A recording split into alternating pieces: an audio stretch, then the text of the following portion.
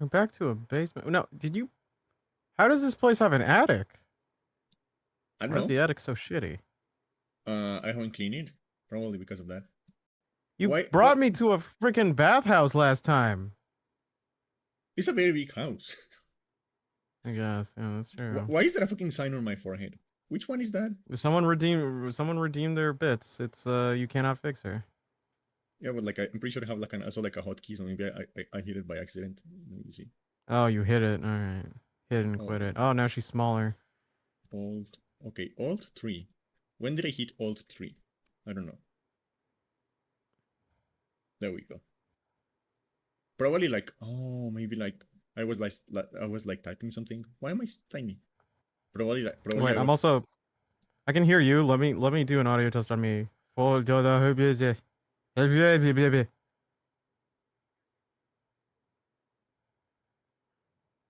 Blah, blah, blah. Okay, yeah, I sounded like an idiot. All right, good. um, yeah, probably like typing. No, but like Hmm. none of the like symbols I use have like a 3 on them, so I don't know. Okay. Well, I mean, it's gone. It's fine. Yeah, If it happens again, you'll be able to troubleshoot and figure out. yeah. I don't know. I am a. I feel like this is just like something that is going to follow me forever. Just like every now and then, every now and then stuff just breaks.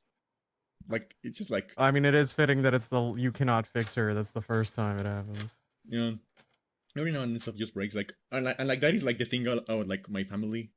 I feel like we have like a course that like stuff just breaks for us. Um, Mm-hmm. so like for my mom is like it's like hardware, like tech.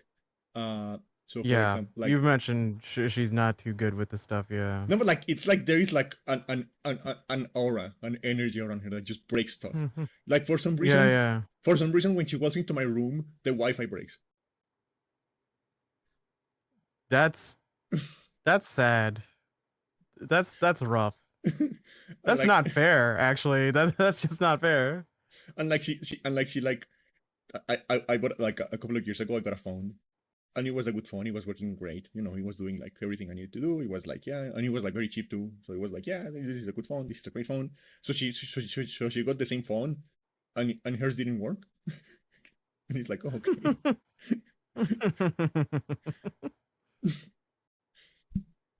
And yeah, like that is the thing. Like I remember like I used to have like some like Bluetooth headphones.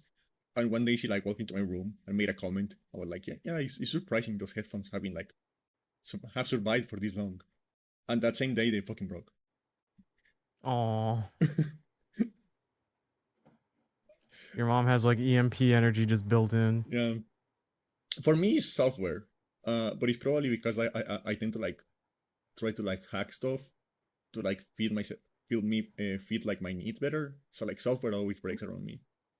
I mean Mm-hmm. like just yesterday I had to spend like 3 hours installing and like uninstalling stuff on my computer because like for some reason the display only worked if I put it into safe mode. Oh, that sucks. I hate when shit like that happens. um, Ugh. it turns out The it's amount of because I times when I close OBS and it goes like run in safe mode or run normally, I'm like, will you stop asking that and just like I'm so sick of it. yeah, and like turns out like don't try to hack the NVIDIA drivers. It doesn't they don't like that. You know. Also, Nvidia's drivers are just like also an annoying thing where you have to constantly fucking update them. No, but like lately you should not update them because like lately NVIDIA has had like horrible drivers. Like they have had Yeah, like no, some that's the like thing. I got locked into that situation and now I'm like trapped there, so I have to keep waiting. right now Cause like yeah, I cause when I think record on OBS, sometimes it'll just completely it'll just hit encoding issues, and I know my specs are fine enough for what it's done because it's always been. So it's like yeah.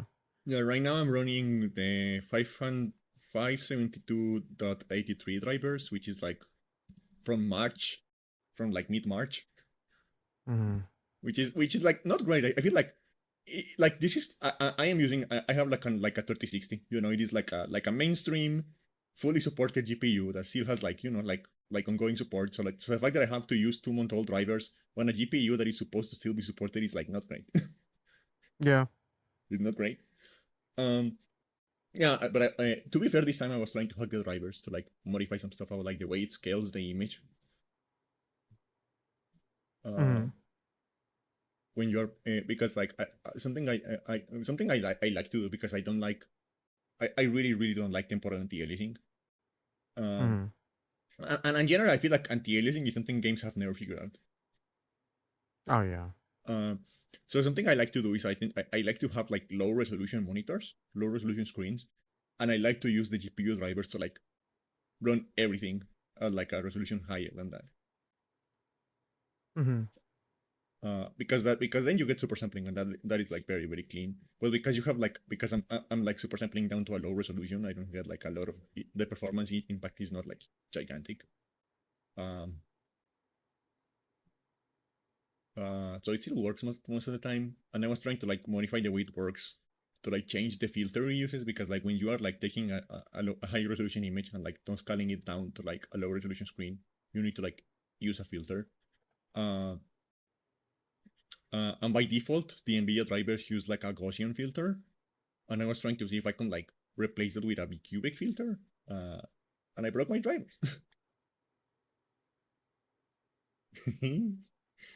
As one Yeah, keep does. going. Uh, yeah, but I think like as far as like that bad luck, the one that is like worst off is my sister Yeah, because you mentioned your mom is like hardware, your software, so what is your sister? herself. Herself. Yeah, Oh. she's like you know that thing where like Oh, that's pretty bad. you know that thing with me where like I will say like You injure yourself quite a bit. Yeah. yeah we're like hey I did this incredibly stupid thing. Yeah, what happened to you? I don't know, Yeah. just like a scratch. Yeah, she's like the opposite. Yeah. She's like the opposite. You look at her weird, and she starts like, and her fucking Oh, like, her you, bones fold? Like, yeah, yeah, okay. you look at her weird, and her fucking like shoulder starts dislocating. It's like Jesus, this poor girl. it's like she's made of glass. She's like It tormented. This is the curse you guys get for being a witch bloodline. Maybe you guys got some magic buffs, but you need the balancing. yeah yeah we got like we got fought by the balance patch. This is why I don't like live services. Fair. This is why I don't like live services. One day you're fine, and the next day your sister starts breaking all her bones. At least you guys get a patch. I don't know what's going on with my balances. I've just been getting debuffs. It's not fair. Yeah. No. No. Yeah. Like for example, like I remember like I remember like you know like I had like I don't know if this was just like but I feel like a lot of people my age or like around my age Mhm. has like because like when we started like getting to like 13 like 14 years old, you know, it was like 2010 2011, so like it was like, you know, it was peak Assassin's Creed, it was peak MTV, so it was like so like I feel like everyone my age, at least where I lived, like tried to get into parkour at some point. Oh god, no. Like the free runners and they'd see the YouTube videos and then be like, I should try that. Yeah, Yeah, okay. I feel like the fact that we were like 13 14 around 2011, like it was just like the right time for like I won't yeah, I won't even like really blame you entirely because like I knew people because I'm only a few years older, so like when I was in high school, people were doing that still. Like 16 though. This was like 15, 16. yeah. uh and I, Yeah. and I did like I got into like some like really like horrible fucking falls. Uh-huh. uh because the thing is like I'm actually very good at like getting up places, but I'm very bad at getting down from places. Oh, okay. So it's like, hey, look, I'm in a fucking like third floor, how do I get down? uh This is the one place I won't be able to save you. If you gain height to higher places, like my fear of heights, I'm just we're just doomed. yeah. And I also like I remember like one time I was like trying to like wall run, you know, like fucking like Titanfall style. Oh, I, I feel like everyone's at least tried wall running once. I was trying to like wall run, but Yeah. I like miscalculated the amount of force I was putting on my foot Hmm. against the wall, Yeah. and I kind of jumped horizontally from the wall. I don't know how to describe that. But the thing is, like, I Mhm. went flying, and like I felt like really really bad, and like I don't know how how I'm still able to use my hand after that, because like I remember like I put my hands to like protect my face, and my hand like twisted like 700 degrees. I don't even know how that fucking happened, but like it did like more than one full twist. I don't fucking know how it did that. And it was like, and it made like a horrible sound. It sounded like, yeah, I don't know, like, ooh, it was like, I don't even know how to describe that sound it made. It was like, I don't know, like imagine you take like a bag of chips, you know, like a bag of Lay's, and you sit on it, like by accident, you put it in your chair and you sit on it. Never had that, but go on. It sounded like that, and it made like, so I thought like my hand was fucked, but no, it just kind Uh, of like hurt for like a couple of like hours, and then it was fine.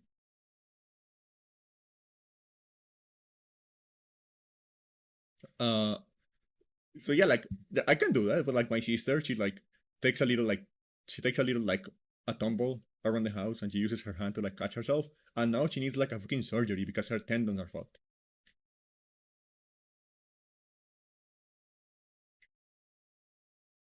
It's like I have yeah, like that happen. it's like I have all the resistance, and she has none of it. I think also like just I've never done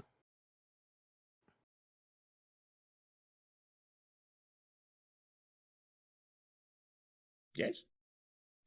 no, because like I'm trying to think of like any parkour things I've done, but I haven't. The closest thing I ever did was like a situation where I looked at it and I went like I have to get to this place of lower ground and there's no available staircases near me.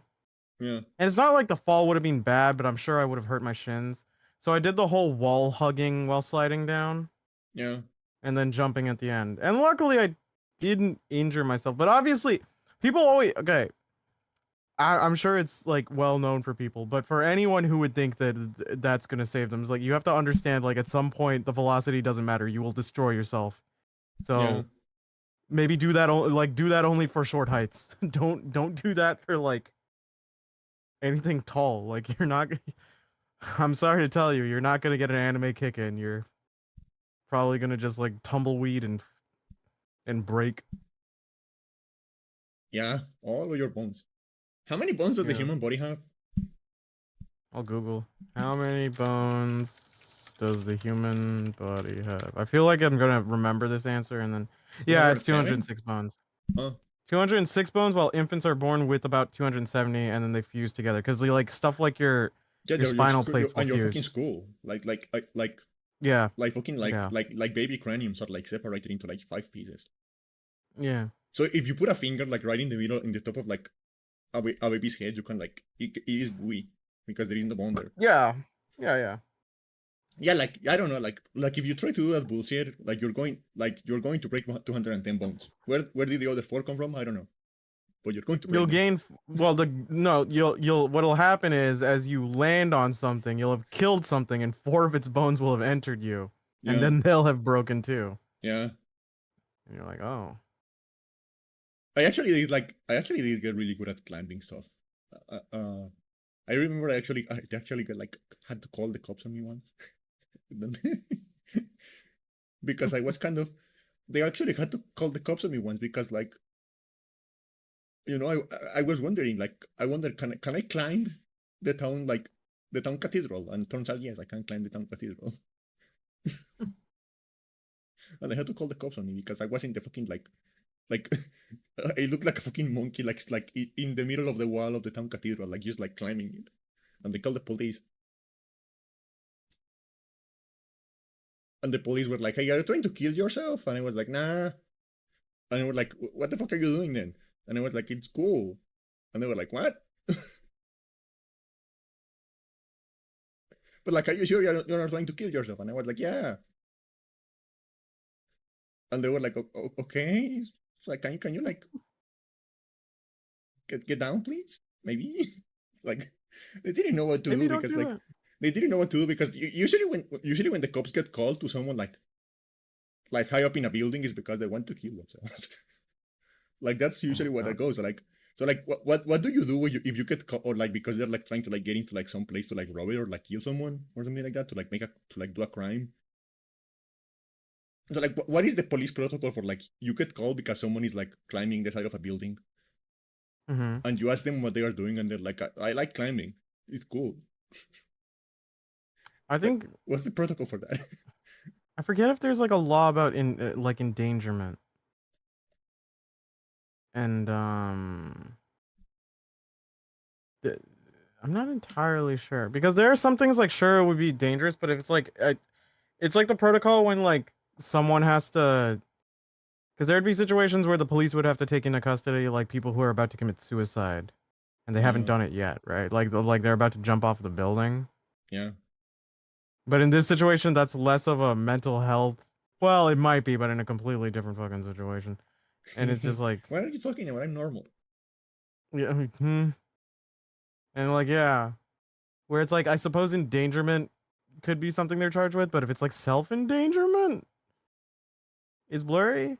But I feel like I suppose, like, part of me is going like, I suppose you could ring them up for something because like the public endangerment could end up like what if they fall and they land on someone, what if they fall and then like yeah, what if they fall and like mess up a street, what if they do something that would just obstruct everyone else, Like like yeah, like yeah, I survived with like like the poor lady that caused my fall. Like yeah, exactly, like like who among us yeah, hasn't landed on an old lady? I'm sure there are people who really hope to. Yeah, Yeah. I don't know. I feel like yeah, like what Hmm. is the protocol for that? Like especially because like I was very clearly just like a very like enthusiastic teenager. I was not not like a crazy homeless person or anything like that. I was very clearly just like a very hyperactive teenager. So he's like it was like the guys were just like babysitting me for a while. So yeah, they do like respond to these situations. Yeah, So apparently, like there have been situations where people will like actually start climbing cranes, yeah. and Because like yeah, that makes they get sense. called in. Yeah, they get called in, and then they get like escorted out, and it's like I suppose in the context of especially if it's just like okay, well if you like fucked up and died, like one that's terrible, and two you would just like delay this work. Yeah, and I We'd feel have to like do the investigation and as stuff. well like Yeah, in the case of the crane, stuff like that. Like now we're talking about like private property because like those cranes belong yeah. to like some company.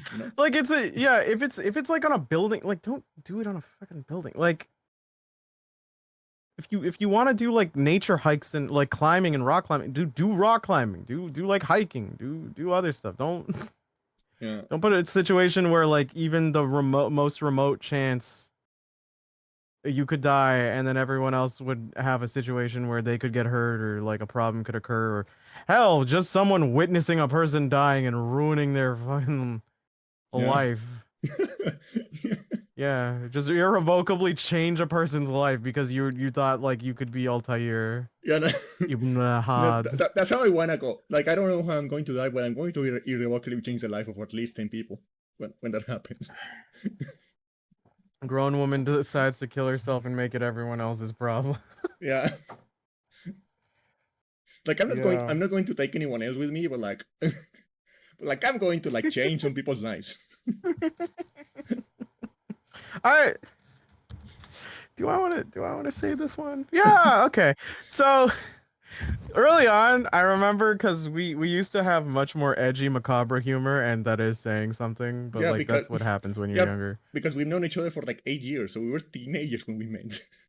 Yeah. No, I was like in my early 20s. I was like 21, 22, and you were 18 or something like that. Hmm. Or wait, no. We met 2017 or 2018. I don't know, but like I do remember I was like just like 18. I don't. Yeah, like it was just like If you were 18, I was 21 or like somewhere around that ballpark. man, we're old. Um Yeah, yeah, we are. I hate it. I hate every bit of it. Um, Sorry, I'm depressed about being old. What was I gonna say? Oh yeah, early on in our in our in our conversations, I think one call we all went, "Hey, if you could pick a way to go out, how would you do it?" And my brain is very much of the energy that part of me wants to make like a comedy bit, as even if it's a dark joke. Yeah. So what I'd do is I'd close the door. This is all right. Let me paint the scenery. I'm like in a rundown apartment. Life's not good. I have a small room maybe, and there's like a window, right? And Yeah. So the Milhouse window, that. I huh? Milhouse that. Yeah. And so like the window of the scene is open. I've made a mechanism that connects to the door to trigger when the door opens. And what I would do, it's also important I have a ceiling fan in this room. And so I would have a mechanism that connects to the door and then connects to the ceiling fan and connects to a speaker and connects to a disco ball. And I would hang myself on the ceiling fan. Oh wait, algorithm. Put a swing on the ceiling fan, as in hang as if it was like a swing or a hammock. Wink. Yeah. And then as I go out and someone inevitably has to find me, they would open the door, right? Yeah. And then the functions would all line up, and so the ceiling fan would go on, the disco ball would go on, and then the music box would go on, and so they'd open it up and see myself swinging as the fan is going on, and just hear like it's a carnival, and then they close the door, right? Because that's usually your first response because of shock. But the Yeah. mechanism will account for this so that the second time you do it, it'll increase the speed of everything. So it'll go like, and I'm hoping by the third time, if they do that, it'll open and the speed at which I will go will fly me out of the window. All within the span of 5 minutes. I would totally irrevocably change a person's life.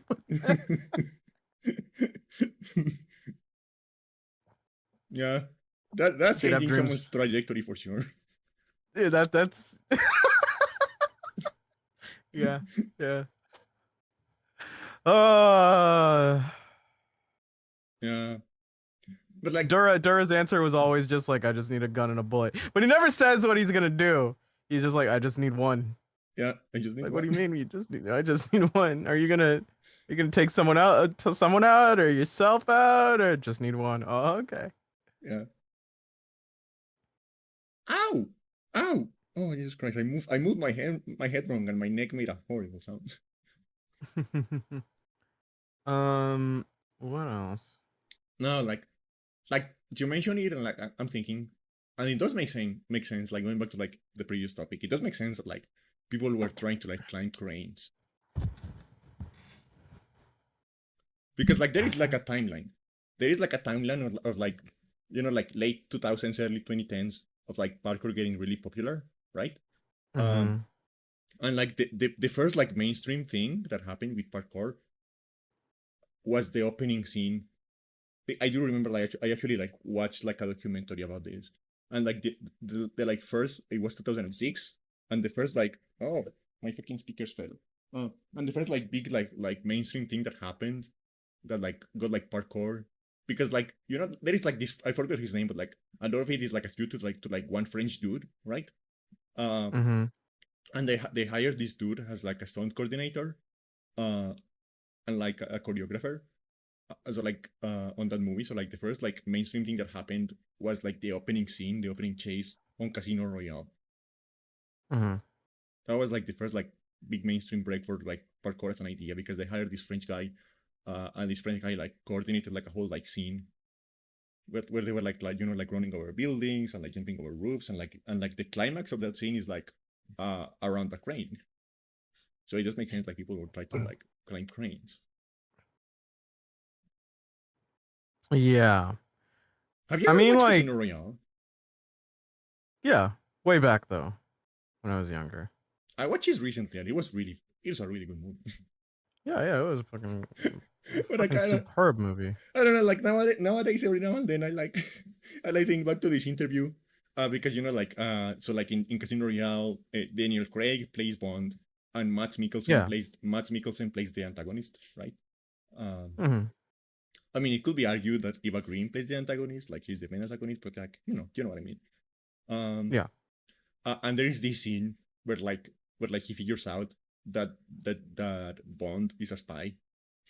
So he kidnaps him, and he like starts torturing him. And the way he tortures him is like he ties him naked to a chair, and like the chair has a hole, and he starts like he uses like a rope to hit his balls, right? Hmm.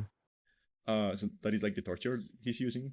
Um, and there is this interview Matt Mikkelsen made they did not too long ago, where he's like, so yeah, we were recording this scene, and he doesn't specify how. He just says that Daniel and him were getting too into the scene and they were having too much fun, and the director was like, guys, Yeah, tone it I down a little bit. remember this. I remember this. You mentioned this.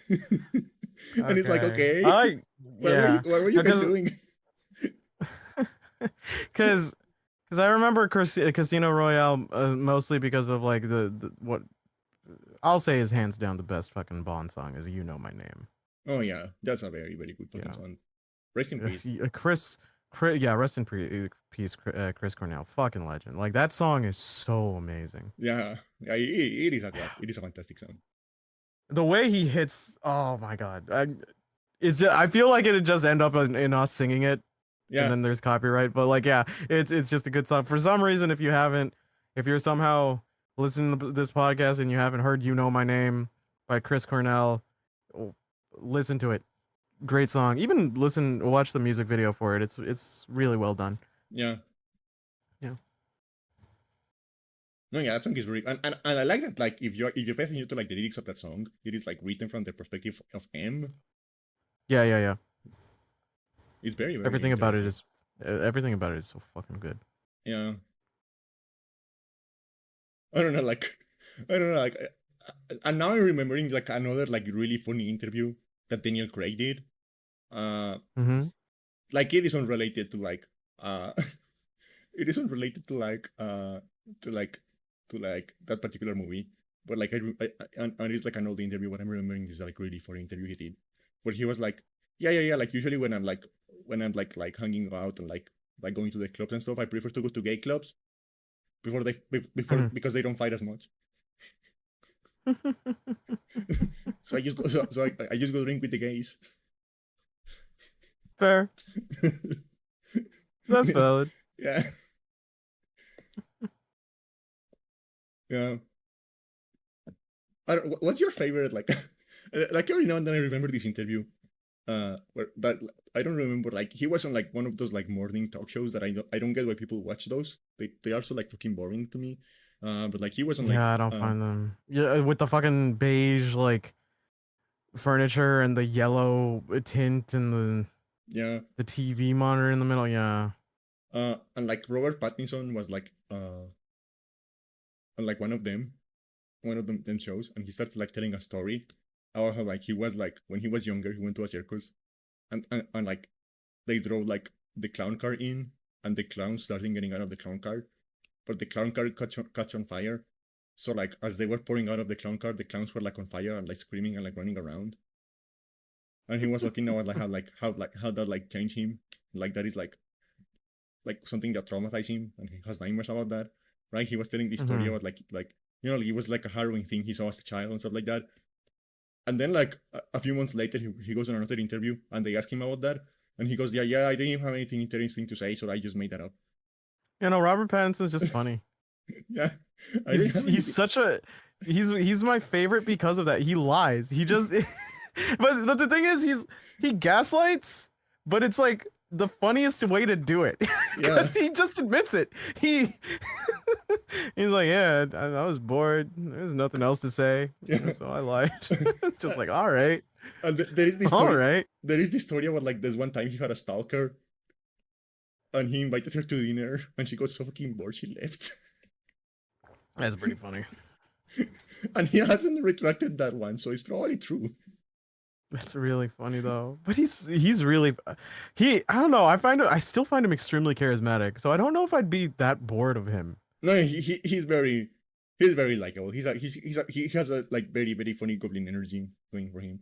Yeah, no, because like when he used to be like cringe teenager, when he was working on Twilight, like the actor commentary, he is just bashing the entire plot. Yeah, And it's so funny. yeah, Because he clearly hates this thing he's in, and the other actor's like, ah, because like I feel like maybe they're worried of employment, but he's just like, nah, this is just some trash.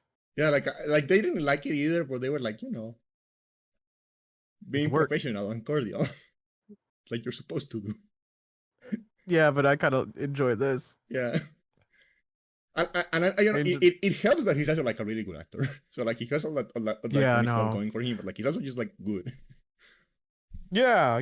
I haven't watched Mickey 17. I've heard some interesting things about it.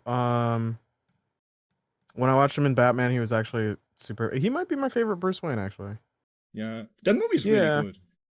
the Batman. Yeah, Yeah, yeah, absolutely good. I love it because like even though the interpretation of one villain it's like but he does have some strong points and it's still the funniest to have like a villain literally go like, "Oh boo-hoo Bruce. You became Batman because you lost your parents, I lost mine. You know what the difference was? I didn't get to run home to my mansion." yeah, And Bruce is just like he has nothing. He's just like, "Oh." yeah. He's like, "Yeah, okay." I don't know. He's pretty good. I really like the fact that they just include a scene where he's like on his wingsuit and he like catches like a light bulb and eats shit. Yeah, yeah, because he's amateur Bruce. Yeah, He's like amateur Batman. He's like, yeah, so he's like starting out. It's pretty good. I remember people complaining that Alfred was a little too young, but the character who plays Alfred, like the guy who plays Alfred, isn't bad at all. He's actually pretty decent. Like when it comes to comic books, it's always hard to catch up. I feel like Batman is perpetually in this very advantageous position to where continuity doesn't matter. I feel like he's actually his most interesting in his element versus crossovers yeah, because Gotham itself is just so fun. yeah, Um, so yeah, like, I'll because whenever people talk about like Batman stories, they're not talking about like usually they're not going tete a tete to being like, oh, his most interesting stuff is gonna be when he was on Apocalypse, etc. Mostly it's just like some of the mystery stories, being in yeah, Gotham and being a detective and stuff like that. He's very well rounded and balanced, yeah. even if he's fucking crazy. And I don't know. I feel like the movies are like, as far as Batman goes, the movies are like relatively easy to get into because he keeps originating. They are, yeah. Like I'd say they could have done so many rather than the constant reboots. They could have done so many more interesting villains as well. Like Hush is a very interesting one that gets slept on, and he's kind of terrifying if you think about it. But yeah, I don't know. I don't know about I'm not big into like. yeah. No, Uh, I could go on the lore for quite a bit, but like even it's constantly updating. It's hard to be caught up, so I'm very out of date.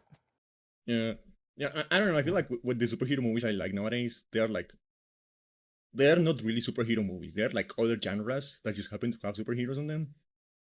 Mm-hmm. Like Logan is like a very depressing western that just happens to have X-Men on it. Mm-hmm. Yeah, no, I get what you mean. I get what you mean. Stuff like I think that. I think also like I think like Spider-Man as well. Mostly, you know what? It's probably just because of the fact that I like cityscapes so much as a backdrop. Yeah, But here's the thing. I like cityscapes as a backdrop when I get to like I don't know, not fly, but truly experience all of them. Like, cause Cyberpunk doesn't fascinate me as much because you're always on the ground level and the backdrops are just big. It's like look at the scale. I'm like unless whatever. you But the unless you're ability, me. Hmm? Unless you're me. Okay, where you climb. Yeah, I have But this like I am very good at breaking games. So oh, I keep true. so like I remember there was like this one mission in Cyberpunk where you were supposed to kill like a very like dangerous guy, right? The thing is like the way the level was like set up, there was like only one way to like get into like his room, and he was going to see you. So if you were Hmm. expecting to stealth, you were fucked. If you were expecting stuff like that, you had to like have the skills, have the equipment to be able to tank him. Like because as soon as you enter the little hallway that connects to like his room, he's going to start shooting at you, and he's going to like turn invisible and start hacking you and stuff like that. Uh, Hmm.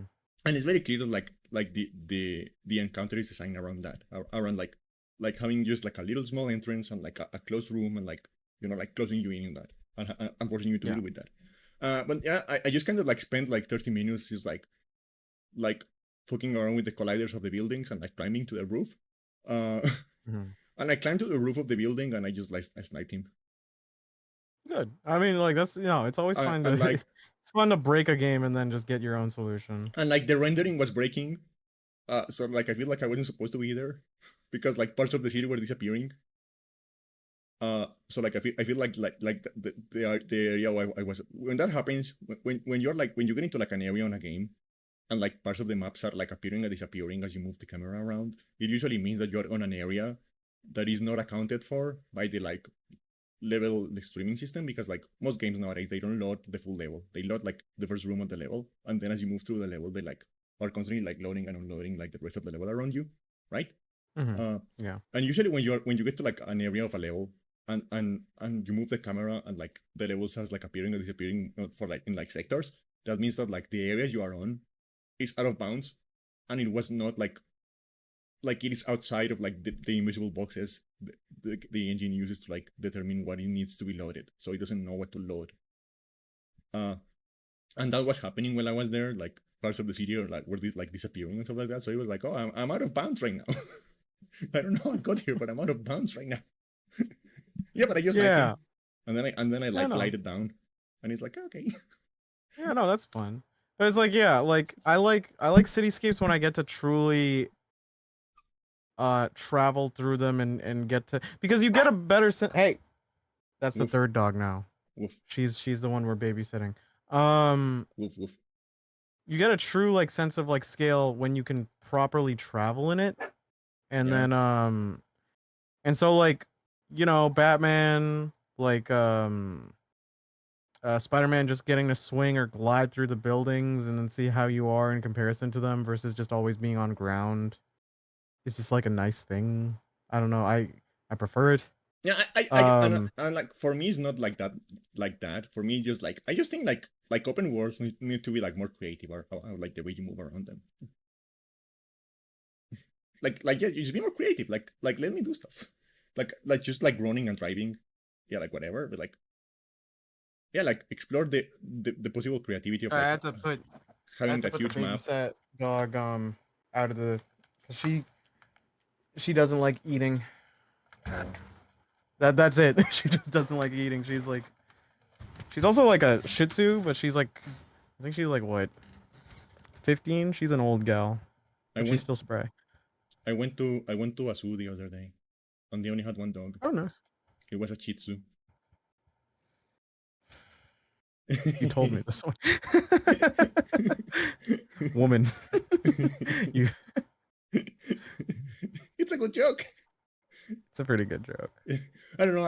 I love stupid jokes. Like the other day, I heard one that was like, uh, I I I uh, I got a dog from a from a blacksmith, and I know the dog belonged to a blacksmith because as soon as I got into as soon as I got into my house, it made a bolt for the door.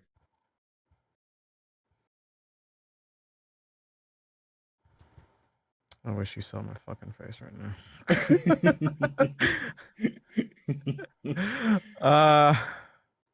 Yeah, it's actually pretty good. I say like, but like I'd probably use it. I'd probably use it. Yeah, I don't like. Um, I feel like like when a joke is intentionally like not funny, it like I don't know. I like that. no, I get what you mean. There's something a little charismatic about it. Oh, like yeah. I know this isn't funny, but I like it. I'm I going to gotta tell it. do it. You don't understand. This is my fate. This is my destiny. I have to make the stupid jokes. And you're here to listen. Can you imagine? You start like you go to church and you start telling the pastor like, yeah, like, like I had a dream last night. God was talking to me. He gave me a mission, but like for some reason my mission is telling stupid jokes. The priest just looks at you and is like, I think you're just cursed. My mission is making dad jokes. Help, help me. I'm 27 and I don't have any children. Why do I have to do this?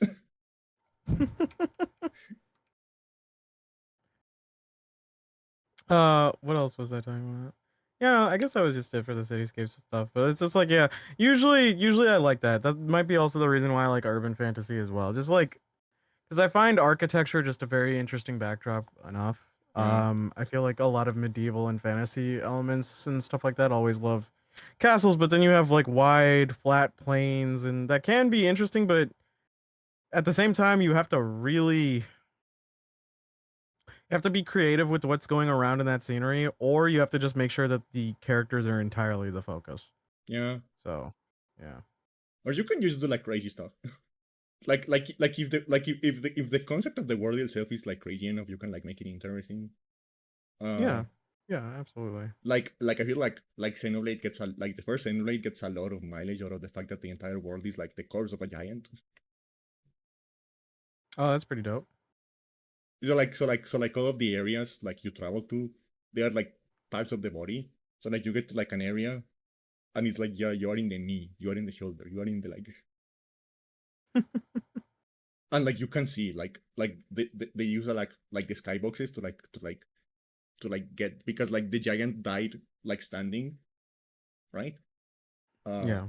it is like standing up. A Ben K death, yeah. Um, so like you get to the knee and you look up and you can see like the arm of the giant like all the way up in the fucking like in the sky, and it looks really cool. That's pretty cool.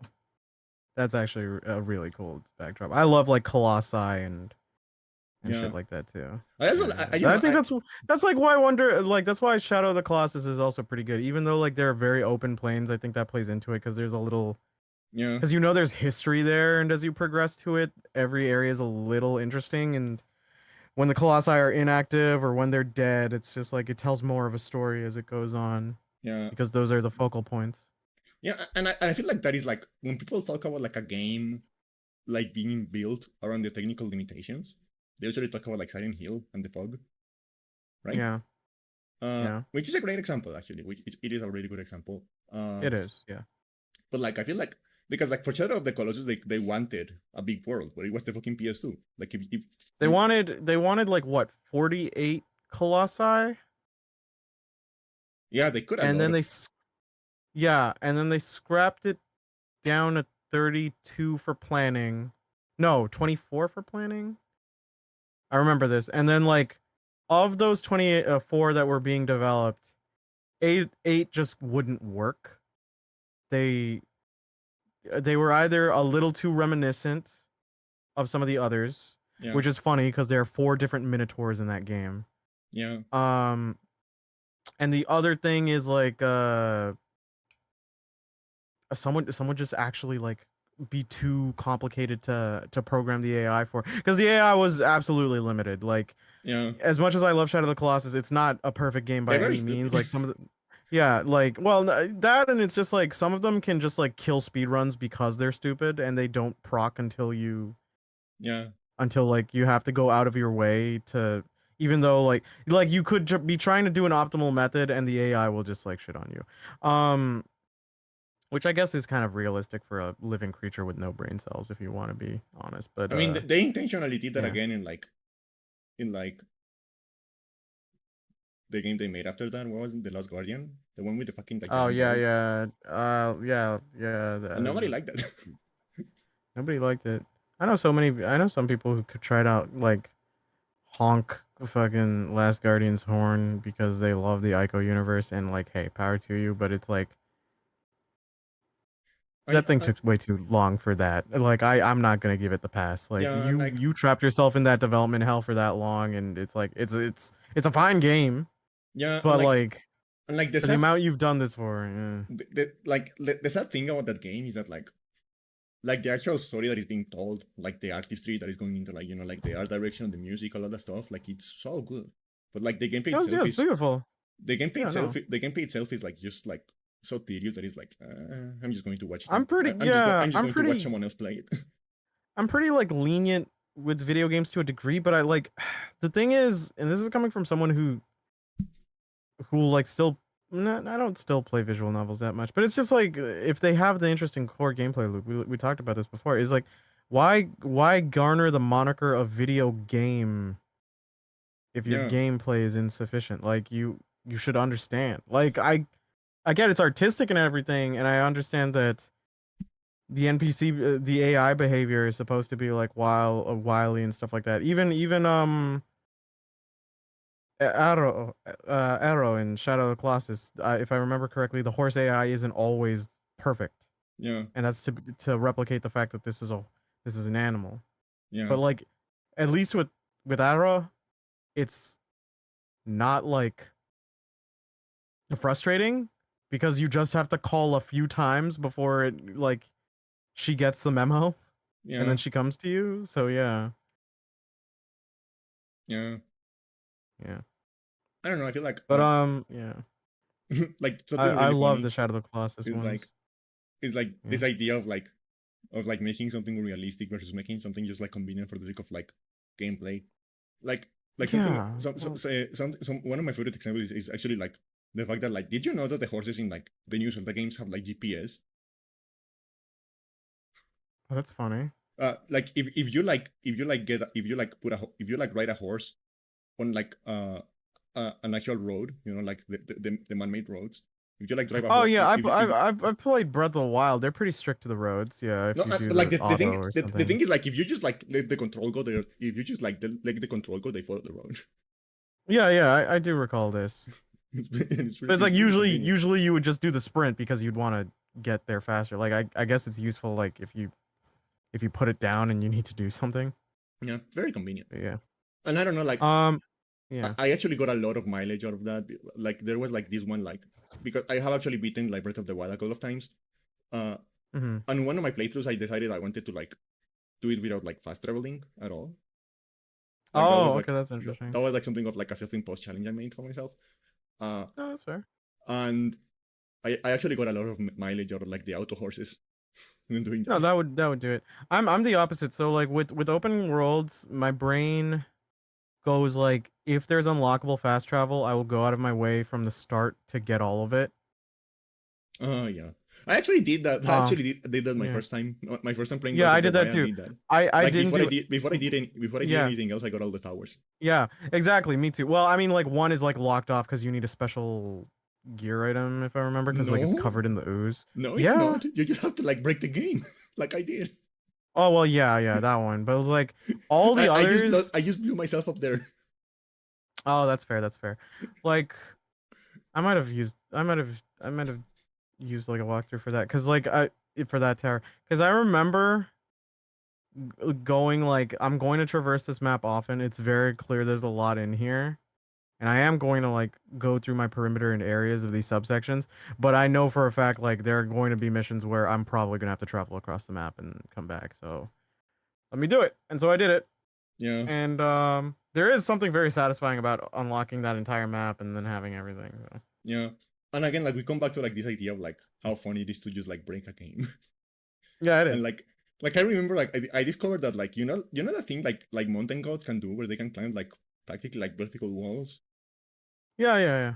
I discovered like if you like time your if you're like like you can hold down to like whistle to call the horse. Oh, yeah, I did that. That would like do stuff with your stamina, right? So No, like no, but like yeah, it gives you infinite stamina if you yeah. like mash the button. But also like I realized it also like breaks the collision of the mountains, so you can just like climb like 90 Yeah, degrees. cuz It's yeah, no, really I would funny. do that for I would do that for some of the higher terrain, and then I did that for some of the shrines that I remember Yeah. being annoying to get to. Yeah, yeah. A Right. couple of I a was couple gonna. of the shrines I kind of just like clipped through the door. Oh, that's pretty good. Yeah, because I was gonna mention Shadow Colossus before passing. Yeah, for those people who want to see like cool situations where it's like you get to see like a game so clearly, like a game having more content and it having to be cut out, but kind of like weirdly adding to the experience is like just Shadow of the Colossus, because there are parts of that map that are really interesting and beautiful to look at, but you can't go there. Yeah, And and then you find out there's a story to it. Like there's a huge lake in Shadow of the Colossus that you actually can't access. There's like three different ones, but there's one that you just can't access. And that one was supposed to be, if I remember correctly, the Phoenix fight, because there was a winged colossi that was huge and it was on fire. And you were essentially to shoot it down, and then it would fall into the river, and then it wouldn't have its ignition anymore. Its wing would be broken, so it would be ground bound, and then you would have the entire rest of the fight for that.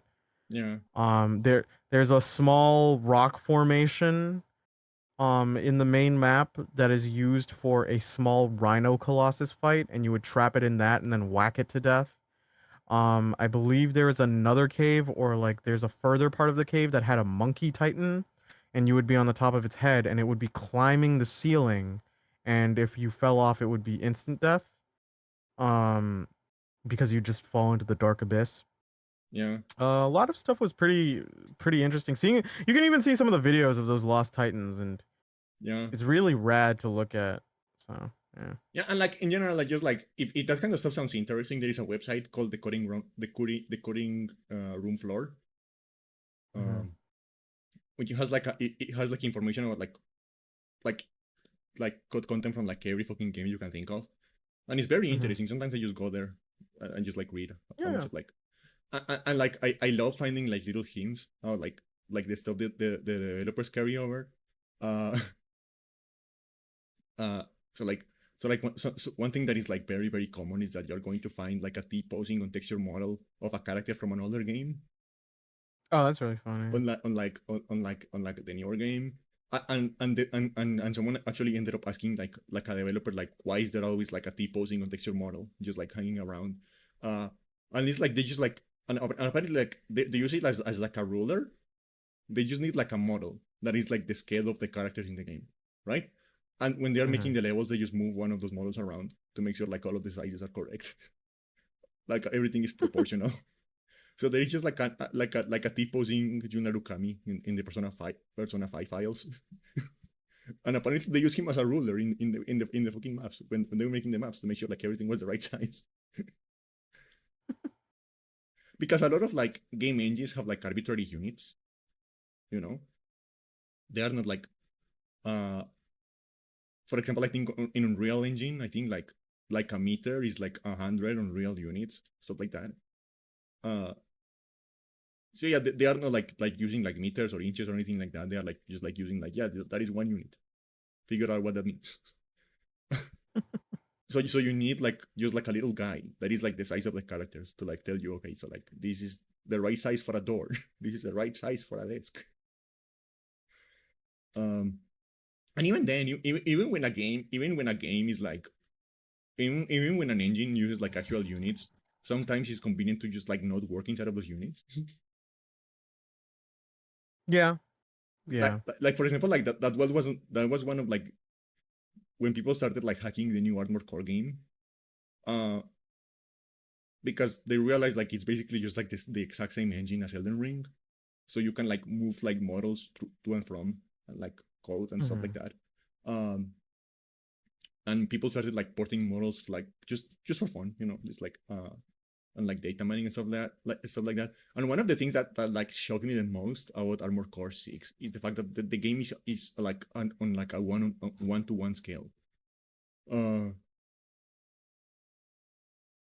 so like you would think because like there are no humans in the game, so you would think they would like just make the robots human sized and then make everything smaller, right? Yeah. But no, like the game is one to one scale. The robots are actually 12 meters tall. And like all of the buildings are like actual like one to one size buildings, and it's really fucking weird. The fact that they decided to just like do it like one to one scale, because usually you don't do that. Usually you just like And that is again like the reason like you use a little guy as a rule. Usually you don't have like real units in a game. Usually you have like a player unit, like how tall is a player, how big is a player, how wide is a player, and you build everything around that. So the fact that they decided, yeah, like we're going to make the robots like real sized, we're going to make the player 12 meters tall, like it's really weird. So like and like Yeah. you know that mission in Armor Core 6 where you're fighting a boss that is like a giant like robotic sandworm, and you need to have like an special like weapon to like damage it. Yeah. Turns out that fucking thing is like longer than the entire map of Elden Ring. The entire oh, I remember. No, I remember Willie and them talking about this. Yeah, yeah. Because it is like 1-to-1 scale. So like if you like flatten the worm and you put in like Elden Ring, it is like the size of the entire map. And like it legitimately starts like disappearing into like the skybox and the fog. It is like, oh, okay. And yeah, it's so weird because like usually when you're making a game like that, uh a game with like there are no humans and like you're dealing with like stuff that is very big, uh you like compress the units for the sake of precision, Mm-hmm. because like uh, stuff like sizes and like positions and like stuff like that, um it's stored in like there is a limited amount of bytes you have to store that, right? um Yeah. so usually what happens is that you have like 9 digits of precision. uh you have 9 digits of precision for positions, for stuff like position, rotation, translation, like like general movement and like stuff like that. um so like a lot of games are actually like, and you ever wonder what like game maps like for the longest time, like open world games were usually like constrained to like to like 1 digit like sizes, to like 1 kilometer, 9 kilometers by 9 kilometers. It's because of that. Mm-hmm.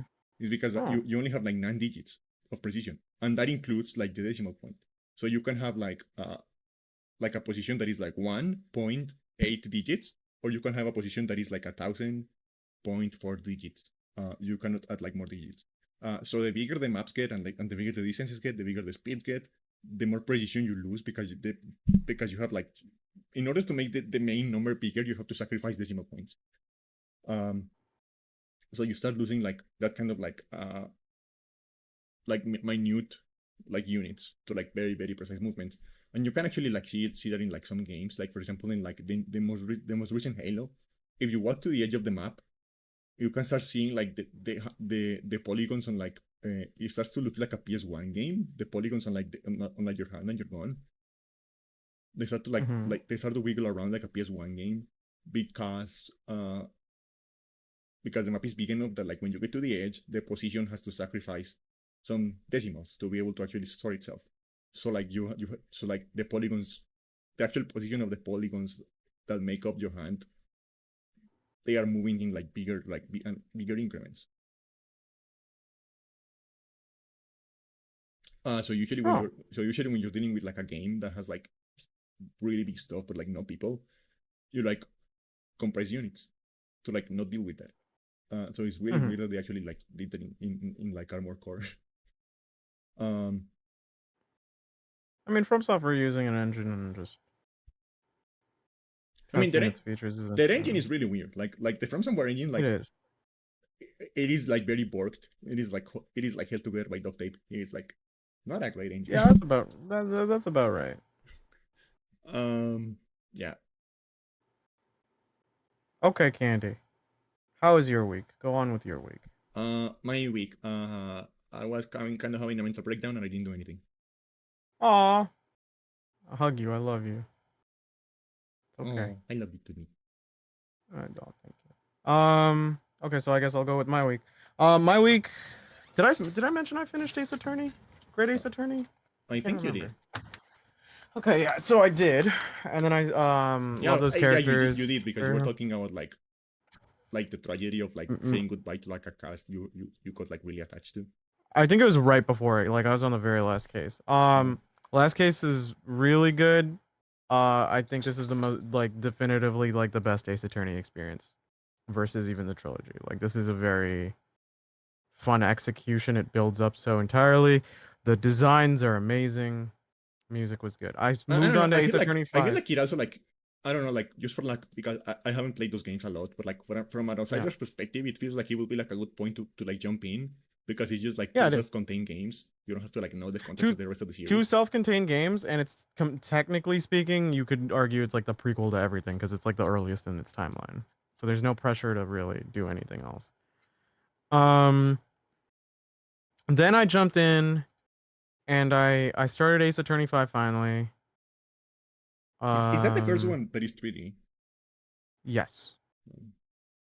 And or maybe it might be the second one because if I remember correctly, like because Ace Attorney's original director left.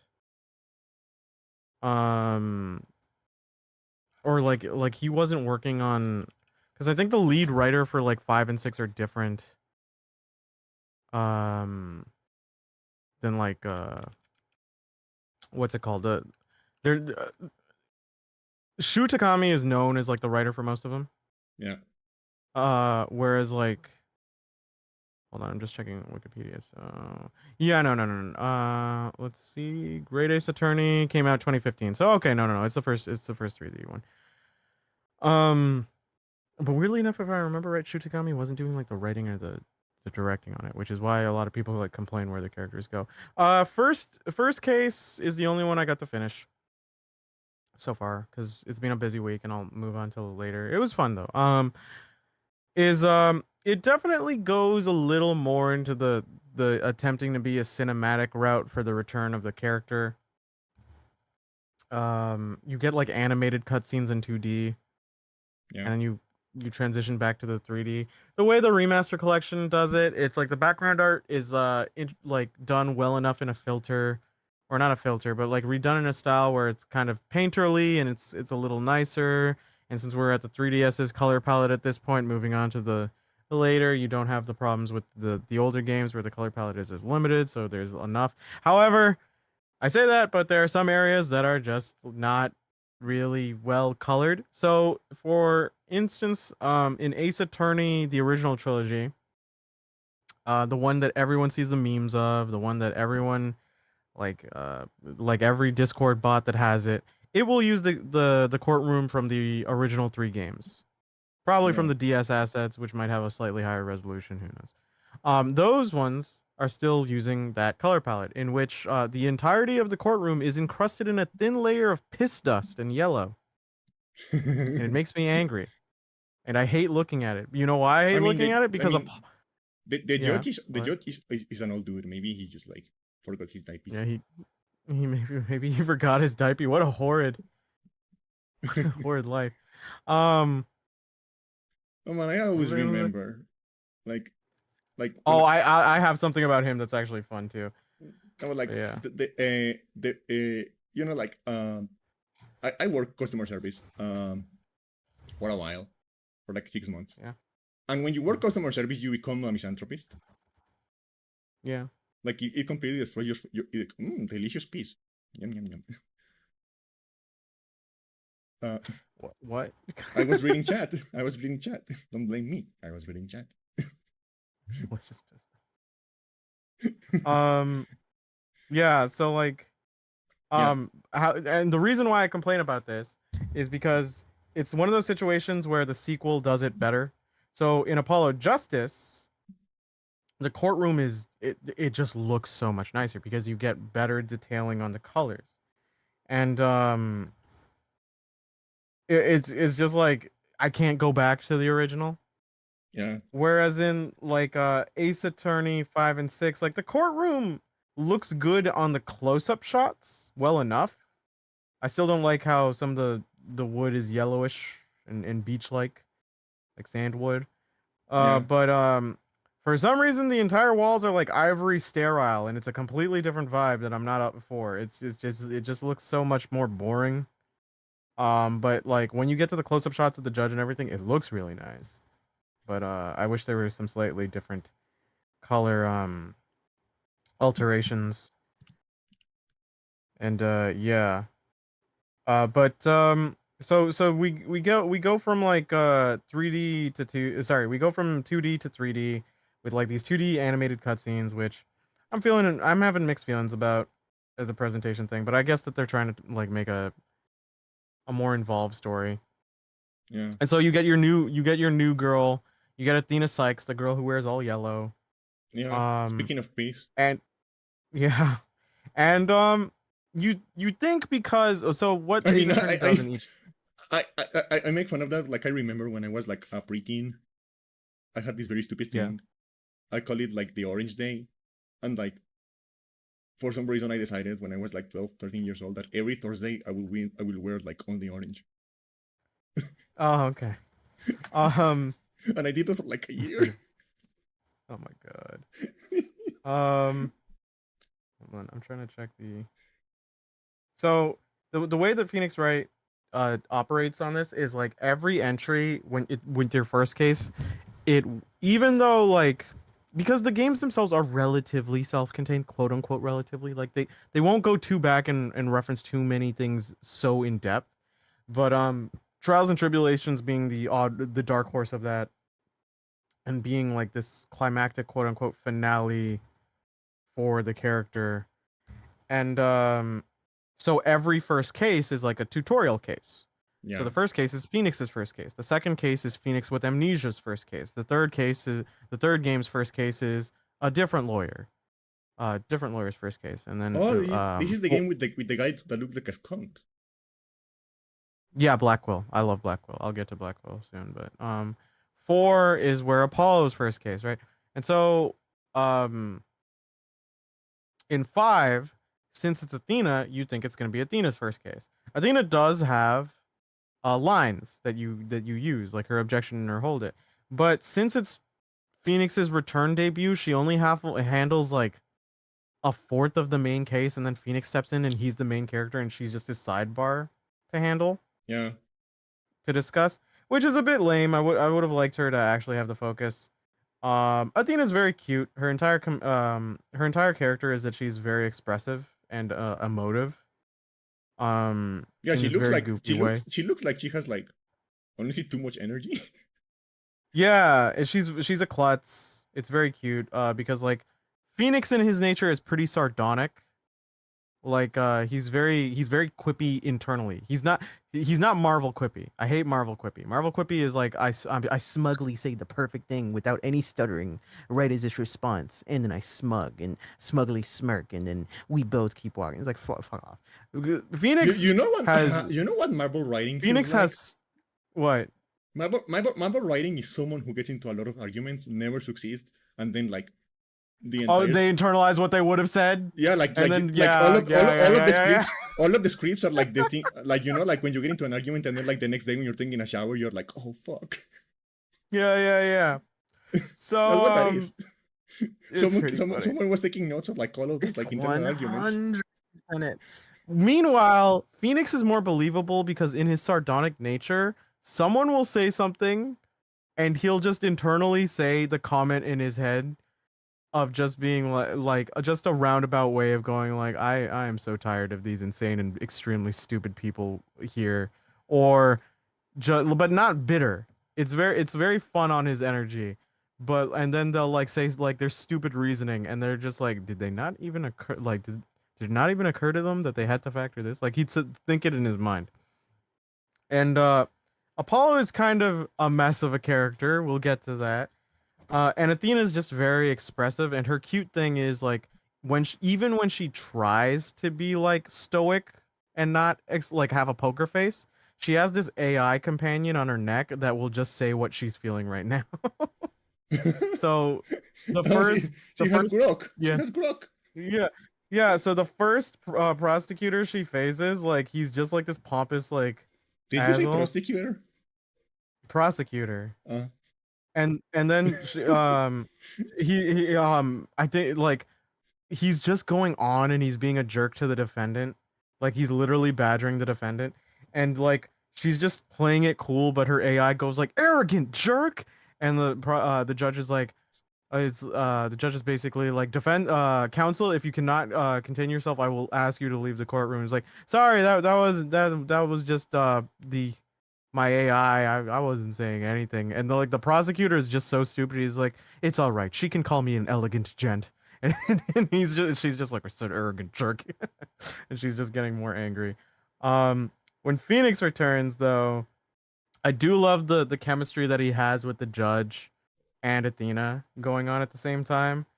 Um, Phoenix coming back into the fray after he quote unquote like retired in 4 is a bit of a mixed bag. It's kind of the reason like the other two protagonists can't really fly on their own. I am retired. Um, yeah, but like him coming back has some funniness to it. I do feel bad for Apollo and Athena, and I'll get into that maybe when I get further in the game. It just very clearly feels like Apollo's character. They have no idea what to do with him, and yeah. So when Phoenix returns, like the judge is just so happy to like see him, and when Phoenix is working his magic, he's like, "Oh, you always manage to surprise me." And it's just like, "Oh, it's so cute." But then he'll also say stuff is like, it's like I always respected how you could bluff your way through your entire career." And then Athena just looks at Phoenix like, he makes you sound like a 2-bit con man. He's like, yeah, I mean, that's kind kind of of what what I. he does. It's kind of what I am. Like he just has an existential like crisis. But my favorite is like the guy who, because in Phoenix, right? If you don't know the format, there's always one witness who's going to be the guy you accuse as the actual killer to show that beyond a reason of a doubt, your person is like innocent, right? Yeah. So this guy is like lol Haxor is annoying dude. Your defendant also has a crush on Apollo, which is cute. Whenever she talks about him, like she sews patterns with hearts. Very cute energy. But one of my one of my favorites is he's talking to the smug witness, clearly the killer, and they talk about their observational skills and the perception of their sight. And it's like, why I could see things from such a mile away. And he looks at right. And bear in mind, Phoenix is like in his mid 30s, and he goes like, I could see the dust on the room or every hair on a person's head. Why, Mr. Wright, you have a few grays. And literally Phoenix goes like, objection, Your Honor, he's saying I have gray hair. And the judge, who also has gray hair, is like, objection sustained. Stop making fun of people with gray hair or lack thereof. And then Athena's just at the side is like, I feel like he got some damage there too. Oh, I pulled like gray hair yesterday, actually. I like having silver hair. See, no, When I feel I like don't have full on silver hair, but when I find strands, I'm like, oh, it's kind of cool. I feel like my problem is that like the problem in my hair is that like it has like an identity crisis. So like every day I put like a hair like that is like a different color. So Yeah. like the outer coat and like if you just see me on the street and stuff like that, it looks like I have like slightly like light brown hair, right? Hmm. Uh, but like if you like lift it and you look at like and like the inside because my hair is like very layered. If you look at the inside, if you lift it, like there is like some red hair, there is some blonde hair, there is some silver hair, there is some like it is like a fucking rainbow in there. It looks stupid. Um, that's pretty. Well, I mean, we'll find a way to style it. I mean, at one point you should dye your hair. Uh-huh. Yeah. Cause that'd be Yeah, I do fun. want to do Yeah. it. I do Yeah. want to do it Okay. at some point. Um, Probably when I and get the wolf then cut.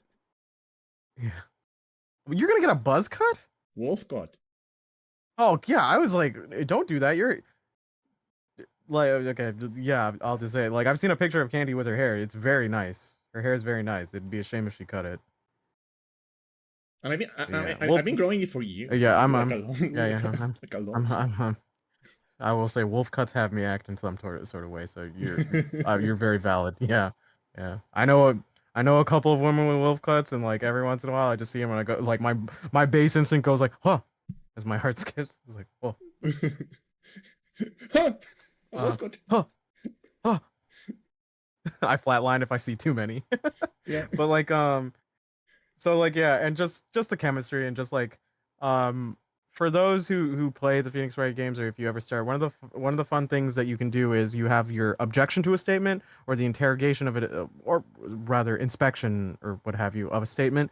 The objection can cause a penalty, but there's very rarely any time you will get penalized for um inspecting a statement. So it's your objection versus your hold it. Objection can land you a penalty if you screw up, but a hold it is almost always worth doing because one, you get more information of what might be contradictory, and two, you'll just get some of the fun dialogue. So like if Phoenix just like talks to this witness, there's one scene where he's like, well, by your logic, anyone could be the killer. Would you accuse the judge? And the judge has like his old man dementia. He's like, Mr. Wright, if you dare try to pin anything on me, I will find you in contempt of court. It's just Phoenix. It's like, what? Why does energy change so quick? What did you But do? yeah, I didn't even do anything. I didn't even say anything. I just love that the judge is so gullible and ready to pick up on anyone else's energy. Um, and yeah, I finished the first case. It was okay. It was pretty standard. They're setting up something for Apollo, and I know enough about the plot of the next game where I'm like, it doesn't matter. um, I can't wait till I get to Blackwell. Blackwell's like my favorite character in terms of design. Mr. And Skunk. yeah, Mr. Skunk. I love just goth characters. And I will say that was it I for really games. like people Yeah. make like like you make fun of that like when I say you I just mean like generally just like you as in like humanity. Yeah. Yeah. You make fun of that like when a character has just like that particular like structure of like hair color because it looks like a skunk, but I really like that like No, like I just like like it too. the one like part that is white and like everything else is Yeah, yeah. like I really like that. Those monochromic designs just do so well. So like yeah. I don't know if it would necessarily look as good on like other colors of hair considering the contrast. It would have to depend on how it's like put out. But I mean, yeah, with Blackwell it's pretty interesting. it really depends on on the colors you choose because Yeah, because like I can't see it working well with like in anime conditions with green hair, no and depending on a certain shade for or yeah. example like the protagonist of like or like the most recent Fire Emblem game has Mhm. like has that kind of hair except he's like purple and red so he just looks like a fucking tube of toothpaste. Yeah, yeah. I remember joking about the N-Gage Pro tags and being like, that might end up being the one I play, and I'm gonna play as like the Pepsi Man apparently. Pepsi Man. Um, so that was it for my games. However, I did go to a convention this week, and it ended yesterday. That's why I couldn't be in the podcast, and we had to move it. It was Anime North, and it was really really fun. I went with some friends. I got to get a lot of pics of different cosplayers and being with different cosplayers, and I'll maybe send some like later on or something. But like they were really cool.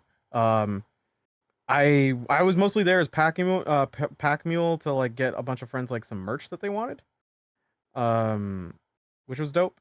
I managed to secure everyone at least one thing that they wanted because in cons, like when you go to merch booths, it's funny. Even though you can't be too upset at merch booth prices because I know people who've run merch booths.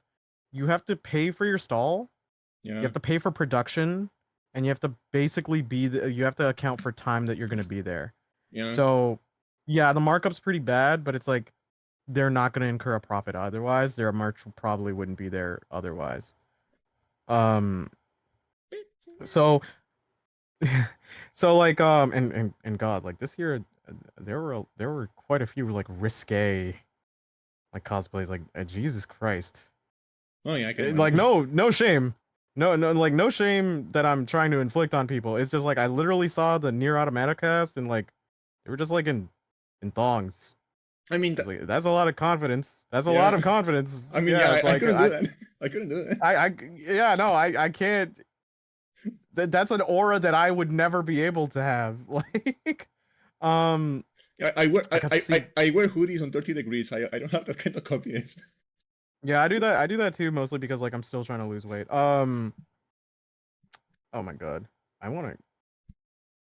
All the pictures with me in them, like I hate. I got to see like some cool gender bent characters. I got to see some cool like dark skin cosplay characters, and it's like always hype for me because I love dark skin versions of characters because of my biases. I got to see a Goramy. She was awesome. Um, Some KO. I saw. Oh wow, this blurry photo is actually pretty cool. I got to see some KOF characters, which was really dope. Blue Lock characters, and I was happy. Oh, my hair is disgusting. I'm gonna delete this photo. Every photo I take, I'm like, I'm a ghoul. I need Yeah, to lose more that's hair. why I don't take that's why I don't take pictures of myself. But I just love posing with cosplayers because Yeah, they just have like this very positive vibe and energy. They're the most approachable and nice people. Like a lot of them. Like yeah, cosplay is super there fun. was one guy I love who it. looked like Geralt of Rivia. He had the violin. I loved his design. He's such a nice guy. We were outside of the goth clothing shop merch, and he was just really cool. There was a Bloodborne hunter. Um, my friend was dressed up as like Zorro, and is cool. I love these characters. Uh, the Fash ones are pretty bad. Oh God, why is my face so atrocious? I'm gonna crop myself out of here. Okay, yeah, I'm gonna crop myself. I'm sorry, like people aren't seeing them. I'm just figuring out which ones to send. But oh, there was one of Inuyasha in them too. And I'm gonna send the Ace Attorney one. So I saw this Ace Attorney group because I'm talking about Ace Attorney. So I saw this Ace Attorney group, and I took I took photos with them, and they were the nicest people. It was funny enough. Like I told them, it's like, oh, I finished Great Ace Attorney. You're playing these characters. This is awesome. It's like great. And they gave me the coolest merch ever because it's going to be something I use for my own cosplay, which is much more minimal than what I was hoping for. Because I was planning to go as Guzma, but I think I might go as an Ace Attorney character because they just wear suits and dress pants and stuff, and it's not hard to buy. You want me to put this on And they like gave me, screen? Yeah. yeah, you can put this on the screen. Okay. Yeah, this Yeah. is the cosplayers you meet. And they gave me and show the merch thing that they gave me. It's an actual pin. So that was Apollo. Bless poor Apollo because poor Apollo is going to get dunked on for the rest of like his game series. I don't know. Like I And feel that like was Naruto and Kazuma. Apollo is one of those characters that are like Apollo is one of those characters like they people like I know people who like him, but like I like him too. I know people who like him, but like a lot of the people who like him are like him Yoshis. I mean, for I'm Yoshis. okay. I'm not one of those. Yeah, yeah. And then show them the merch that I got. They gave me this. So this, if you've ever played a Phoenix Wright case, that business card like thing, it's also a business card because she has her or they have their Instagram handle and I think their shop site on the back of it. And and it's just exactly like in the game when you're inspecting like evidence, right? And it's just an actual prosecutor pin. Like they gave it to me for free. I was like, "Oh my god, thank you so much." Yeah, And that's I know cool. I know I'm going to like end up buying if she's like selling the defense lawyer one too, I'm going to end up buying that one too. But shout outs to Velokick. It'll end up in the video. I'm going to and Endless Skies. I believe they're probably like Instagram because I just see the at. Maybe check Twitter. But if they're selling stuff at a shop, look for it. This shit's rad. I'm going to because of this now. I thought about it and it's like, oh yeah, why don't I just do an Ace Attorney cosplay because like that's genuinely extremely easy in terms of gathering resources, right? Like I even have some of the stuff that's already there. I know how to speak. You should cosplay Hey, the clown girl. Stop trying to make me trans. You and Patch. Slap. At this point, we will settle for Femboy. I would too. I'd be cool with being a Bishonen. Just don't make me a Stolfo femboy. Make me like, I don't know, like Cloud femboy. Like I'll settle for or Zack. Yeah, Zack or Cloud. But Cloud looks way too good on a dress. he, he's extremely I still love that tweet of Crisis Core where it's Cloud with his like hair braid in this Dazed Soldier, and bro tweeted like the picture of Cloud. He's like, bro would be passed around Soldier like a loose blunt. I'm like, yeah, yeah, Yeah. Yeah. yeah, yeah. Like, not inaccurate. Yeah, like You can take down the cosplay. bro, you are way too pretty for the army. Yeah, you're too pretty for the army. So yeah, the characters. There are two I mean, characters that maybe I'm he thinking liked about. that. I don't know. I'm not going to judge. There are two characters that I'm thinking of cosplaying as because from Ace Attorney, and they're both prosecutors. Funny enough, they don't necessarily wear their pins, but I'm still gonna make them wear them anyway because they're a prosecutor. God damn it. Um, and I'm gonna show like the second one after because there's something about his design that I have a nitpick about, and I'll talk about it. Hold on, okay. I'm just trying to find. Okay, here's a see through of this, and then where's his? Oh yeah, and here's this. All right, and then I'm going to get a picture of this guy. All right, so the first guy I'm thinking of cosplaying is going to be this guy, Godo, and Godo looks like this. Now the problem. I think I found the tweet. You can put it up. Stop trying to. Oh my fucking god! It's so fucking annoying. Is it WebP? No, it's JPEG.large. Oh, what the fuck? So it's like an even weirder one. Because OBS supports WebP. I have used WebP on OBS before. If it was WebP, it will be fine. Okay. I personally hate WebP because whenever I save and it's WebP, because I'll usually edit the photos to crop out like any useless information. What the fuck is a JFIF? The fuck? Or I'll use them for a video. But like WebP never plays nice in those formats. Or contexts rather. What the fuck is a JFIF? That sounds like a furry thing. Yeah, here's the tweet. Why don't you just yeah, okay. I was gonna say why don't you just like screen save it and then Yeah, that's what I did. Okay, cool. Yeah, Cloud FF7, he was getting passed around like a like absolutely. That statement is like, you hear that and you're like, yeah. Yeah. Yeah. Yeah. I can't even. Anyway. If you're right, you're right. You're right, you're right. I like bro said it. I can't go like no, like he. And again, maybe he likes it. I'm not going to judge. Maybe. Anyway, the character that I'm thinking about cosplaying is this character I sent to Candy, and it's not necessarily a hard one to do at all, actually. So all of his stuff is His clothes. pretty like, yeah, it's just clothes, and I have those black dress pants. I have the shoes. I would just have to get the mask. I'd have to shave accordingly because like my facial hair grows fast, so this wouldn't be a problem. And then I'd so shave big. accordingly. He's a big boy. And then I'd have to get the green dress shirt and his vest. I don't think I have a plain white tie. My white tie has like embroidered designs in it, so I might have to get a flat white tie. But all of this stuff, pretty easy to get. Don't think it would actually break the bank at all. The only thing that would mess it up is because like the wig is already on its way. Is the mask. I'd have to 3D print the mask and then I'd have to finagle it. I'd maybe have to like add LED strips because his mask lights up. And then I'd have to figure how I can see through it. So Big Mac. yeah.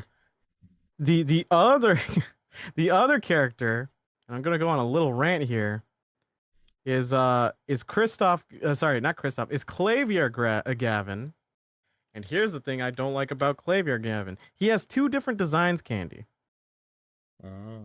And the two different designs are based on the fact that he has an older twin brother or just an older brother that he looks exactly like or very closely like. And I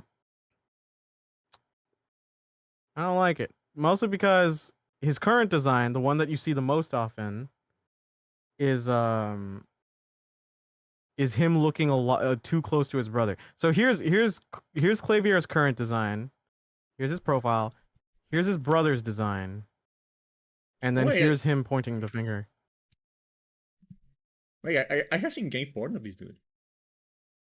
Of Clavier or Kristoff? I don't know. They look the same. Because Clavier tries to be a womanizer. Not entirely sure because he's like a rock star, but like Kristoff is that man is as gay as the day is long. Like you could not convince me any fucking other way. Like he's like the high class gay. You know what I mean? Yeah, he's the uncle. He would He's he the would gay talk uncle. about like yeah, he'd be talking about like a fine Cabernet and just like or whatever the wine name is, and talk about the opera. Yeah. So that's Kristoff versus Clavier. So Kristoff is the defense attorney brother, and then Clavier is the prosecutor brother. And since I have a prosecutor pin, that's it. Now, would I do this design of Clavier? Absolutely not. I think his design is boring because you see his brother's design first, and there's a lot of what's going on in his outfit that I'm not a fan of. However, that's Clavier at age, I'm gonna say 29, no 28. This is him when he's first a prosecutor because Candy, we get the shonen anime. I've been a military general when I was 10. Um Yeah. this is Clavier when he first started as a prosecutor at 17, and Oh, his that's design a is Nick as a infinitely more. motherfucker. It is. He's much more interesting. I think his design serves as a far better contrast to his brother. I like it. It's much more simple. Like look at this. I think it's way better. That is a Nick as a motherfucker. It is. It's kind of because he looks like K Dash too. Yeah. Yeah. But with this, I would have to get You want to hear something funny? what? When I first started like the first time I played one of those games, I didn't know it was supposed to like be pronounced K-Dash, so I just like called him Case. No, that's fair. They always write his name fucking weird. Because I assume the little like thing was supposed to be like the possessive one, you know, like in restaurant names and stuff like that. Yeah, yeah, So I yeah, just called him yeah. I know what you Case. mean. So with this one, I already own a lot of rings. I do have a pant chain, but it's not accurate to this pant chain. I don't have a chain buckle belt. I don't have his necklace. I don't have his sunglasses. I have a different color. It's funny because Clavier, this version of Clavier, I have all of his stuff but slightly different. So if I want to go accurate, I'd have to change it. But honestly, like a quick trip to the shop and I'd probably be able to get this. It's only the wig that I'd have to deal with. Yeah. He's kind of the one I want to cosplay more. Even though like Godo is a little more funny because like if I was Godo, you see how he was holding his coffee mug, right, Candy? In Phoenix, Yeah. right? Is it this Anytime one? Phoenix says some Is it this one? yeah, It is this one. anytime Phoenix says something that pisses Godo off, Godo just throws like his coffee mug at Phoenix. And like scalding hot coffee is just all over Phoenix and Phoenix just takes it.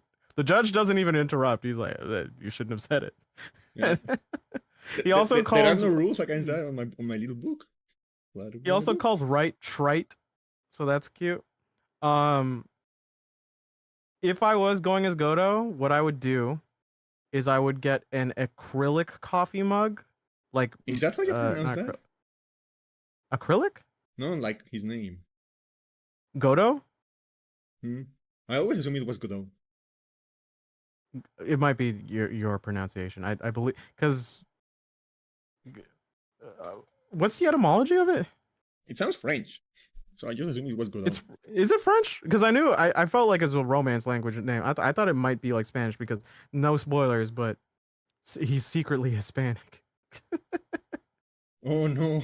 Uh, secret Koreans now secret Hispanics. I don't even know where a secret Hispanic. Well, it would be a different kind. It would be like Gato. it'd be like a it'd be like the J drama it'd be like the Mexican soap opera equivalent of Yakuza 2. Is a bunch of is a bunch of Mexican drama and is like he's a secret Cuban or something and it's like what? Why is this a plot point? But you know what? I'd Godot. kind of watch that. So Godot. right. So our Yeah, secret I think it's Hispanic French. here. Oh, okay. Our Godo here or Godot uh candy. Of Fucking secret I Hispanics. would yeah, so I can say I that. would get like his I would get like maybe like a very light foam coffee mug lookalike or a knitted coffee mug lookalike. And then if Phoenix Wright cosplayers wanted to come at me, we could just like recreate the scene where I throw the coffee mug at his head. Yeah. And I'd just be willing to do that. I don't know which of these two would be necessarily easier. I'm kind of just leaning towards going with Clavier because I think it'd be funny. He's very you, It'd just coded. be like, yeah, he's just, which is funny because like he's so me coded to the point where it's just like, why didn't you stick with your old design? It's just so much more interesting to me. Yeah. It's just like I like when it's like a twin thing and they're facing off. I like the contrast more than I like. It's like the Virgil and Dante thing. I don't want you two fucking Yeah. looking like, yeah, like sure Virgil looks cool with his hair down, but like slick it back up, bro. You look, that's you. Yeah. Yeah. Um, Did you see that new like? I don't know when I'm gonna cosplay them as, because I know my friend. She said she'd promised to cosplay as Francisco with me, and then I know another friend, and she went. She'd be willing to cosplay as Francisco with me if I go as Godo. So I'm just hoarding Francisco von Karmas. That's Let's the go. dream. It's all I've ever wanted. Yeah, that's the dream. It's the dream. Oh, right, and the panels we went to. Not too many. There was a cosplay for beginners one that we kind of like missed a bit because Anime North was very hard to maneuver. Really great merchant boots. I wish I had the business cards for all of them and I could just put them up, but I don't. And the panel I went to was the Phoenix Wright one, which was surprising because it was there. Because like, well, no, I guess like the latest remaster was last year. But essentially, we got like our city's regional police, and they were doing a panel, and they were pretty much explaining how like Phoenix Wright investigates the case and how the police would actually investigate the case, what the procedure is, what the common sense is, how to be the most efficient, what chemicals they used versus what the police would use. So Yeah. like in Oh. Phoenix Wright, they used luminol spray, and then the forensics scientists went like, it seems like it would work, but the reality is forensics like luminol is going to be better in a dark environment. If I'm out in the open, I wouldn't do it. You're gonna use chemicals that are going to like make the blood and stuff look darker, so it's easier to see. Like if Yeah. there's just light around, luminol isn't too good. And then they talked about like how the court procedure and the contrasts, and it was like very interesting, very informative, and because of that, very fun. I very much like those panels. I'm not too interested in panels where I go to a panel and you're just talking about your opinions of a show. I feel like you need an interesting gimmick, be it informative or be it like some sort of wacky game engagement thing. Yeah. That's yeah, but that was it. It was exhausting on Saturday because we had to walk so much. I was there from my friend. He picked me up at around 6 a.m.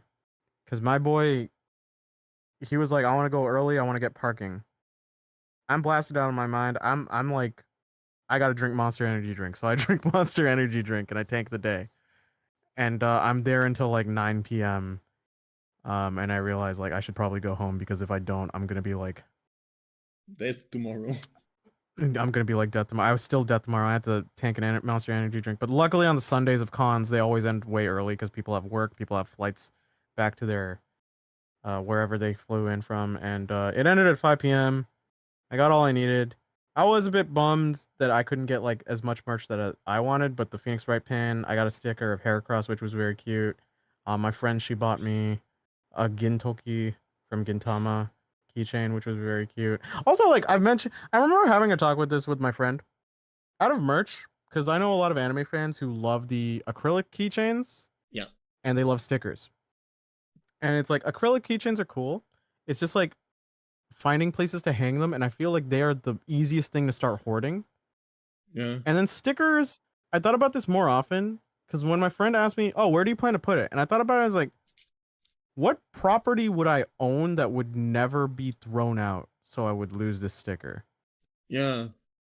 And you're just like, you start realizing the impermanence of most, if not all, things. It's like, My current because keychain if is I, a decapitated koala. oh no, I have a, I I mean, have not a L real on my one. keychain. I have a cute L keychain that my friend bought me. I put Gintoki as well. I have my son from Blue Lock.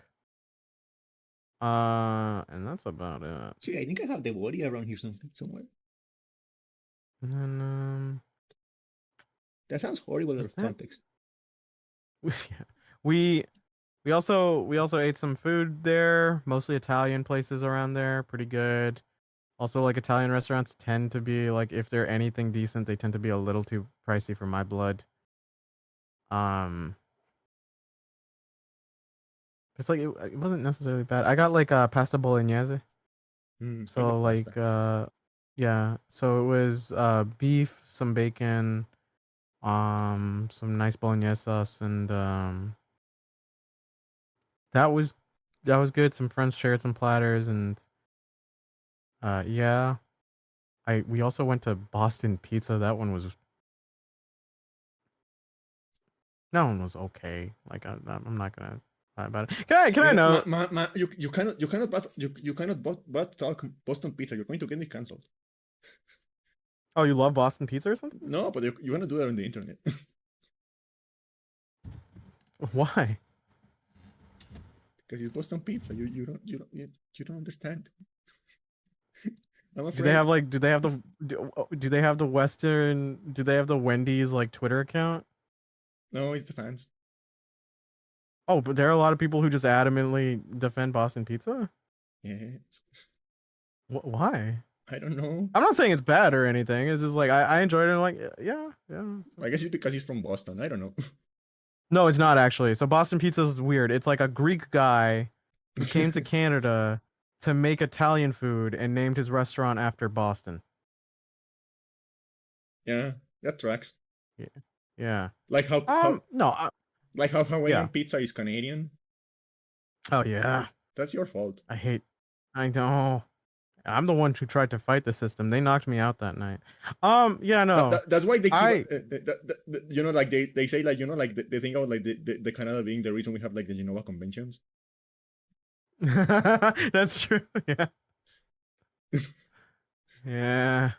What was I gonna say? It is also funny because like out of the people in our house that like pizza, my mom loves Hawaiian pizza. Yeah. My dad and I can do without it. Like I don't waste food.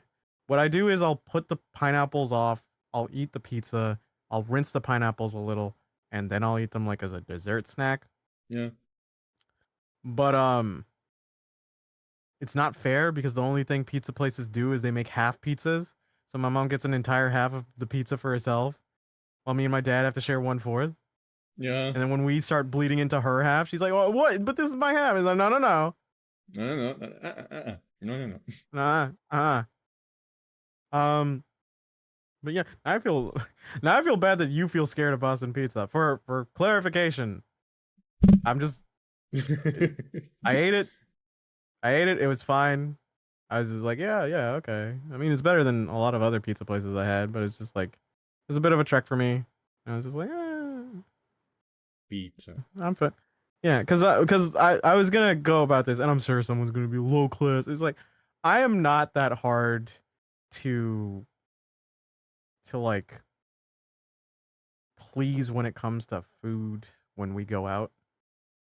I think like I just enjoy usually the company because there are so many places I've gone to where a person goes swears by it and it's like some fancy place and I end up paying like $38 for a dinner where I don't really feel that full. And I'm like, okay, it's a nice vibe. Yeah. Food was pretty decent, but like portion wise, it didn't feel that great to me. Versus like me going to like I don't know, like some Louisiana fried chicken place with my boys, and we eat chicken sandwiches, and it's like the most delicious shit to me, and it's like far cheaper by comparison. Yeah. So yeah, I don't know, like what is the I'm not a fine diner. I'm sorry if I'm this is going to a sound disgusting little heathen. this is going to sound uh like a completely non sequitur question. Okay. But uh what is the most erotic non-sexual thing you have ever done with someone? Was this because you heard me say it's not hard to please me? No. It is related to this Okay. conversation, but not because of that. Okay. What is the? Could you repeat the question? What is the most like erotic thing, like erotic non-sexual thing you have ever done with someone? Erotic non-sexual thing. You go first. I have to think. This is such a weird question. I don't know if I'd notice it. I don't. I don't. It's very hard to explain how this happened, why this happened, or why it felt the way it did. Mm-hmm. But I remember I was like hanging out with some, like, you know, I was just like hanging out on like a bar once. Mm-hmm. Because believe it or not, I go to bars sometimes. But you don't drink. Yeah, but it's fun sometimes. Yeah, I don't drink. I just go there and pretend I'm drunk. Why don't you just order like? Do you order soda at least or something? Oh yeah, Okay. All right. and like most bars around here, like sell some like some degree of food as well. So you can just like, you know, get some munchies, get some like they sell a lot of stuff with like chips and with like fried potatoes on them. And you know, Okay. it's always good to have like some sausages with like fried potatoes at 2 a.m. Also, wait. You were gonna talk about the non-sexual thing? Yeah, yeah. Okay, so like I was hanging out at a bar, and I was like sitting Yeah. with this group. We were on like one biggest couch. Uh, Yeah. I was hanging out with this group, and there was this girl, and we ordered. Um, she ordered a burger, right? And they get like and they Yeah. bring in this like giant fucking burger. It was like a giant greasy fucking disgusting burger. But you know, like, have you ever like seen like, a burger that looks disgusting, but also like, oh my, I really want to eat that right now. Yeah, a sloppy burger. Yeah, I get what you mean. Yeah. Like it's falling apart, like the bread's a little soggy, but you're still like, yeah, I could destroy that. Yeah, I get you. Yeah, and she starts Yeah. eating the burger. Uh, and she starts eating the burger, and it turns out it's like because it is a huge fucking burger. It is like Mm-hmm. it is like the size of a human head. It is gigantic. So she starts eating the burger, and it's like, ah, no, this burger is like too big for me. You want to? And she looks at me, it's like, you want to like share the burger? And I go like, yeah, thinking it's just going to be like sharing the burger. But I don't know, like if it was like, if it was just like the atmosphere or like something, but like I don't know, like, and I don't know how to explain why it felt this way. But like as we were like, because we were like, I will take the burger, I will take a bite, I will pass it to her, she will take a bite, and we will like do that like over and over again. I don't know. It really just like at some point it felt like we were using the burger as a proxy for each other. Is that indirect kiss or is that just like what's it? How is it sexually charged by Kinda. comparison? I guess. Yeah, because like one like because I'm thinking it's like I don't know like a indirect kiss doesn't necessarily No, it was like it's very hard to sexually explain why charged. passing. No, but I do concede that you are going back and forth and constantly doing it. But it is very hard to Yeah. explain why sharing a burger with someone gets like, I don't know. I guess it was the atmosphere of the I club like how at that there time. was I But guess it was I like, guess how I like how there was no just splitting the burger in half. Like you couldn't be damned to you do that. You had to do some weird stupid little bite by bites. yeah. And I don't know. At some like it got to a point where we were just kind of like we were kind of like both. We were holding the burger at the same time and like biting it at the same time from like different sides. And we almost like lady at the trump with a fucking like greasy ass fucking burger. Non-sexual. What was the question again? Non-sexual. And I don't know, man. Like by the it was a giant fucking burger, and by the end of it, we were like getting the meat sweats. We were like covered in grease, and we were like kind of like turned on by each other. It was fucking weird. I It was good, but it was really fucking weird. fair, fair. Do I have any sort of? Okay, wait. Again with the question. Land it. I need to know the exact criteria. So say the question, just the question itself. Yeah, and the reason I ask is because you were talking about like like hanging out with people and eating like just random stuff in the streets, and it reminded me of that. Okay, yeah, no, I get you. So yeah, the question. The question is I like, don't what know. is the most like erotic non-sexual thing you have ever done with someone? Because the thing is, in the context of eroticism, I've had like moments that you could consider like cute or romantic in that, but erotic. Right. And one, I'm bad at picking up those vibes. Like I'm bad at people like picking up if someone would like me, let alone like be down for me. But oh, I don't know if I can say the story actually. Yeah, I don't. I mean, if I don't say names, I guess. But I feel like, is it direct?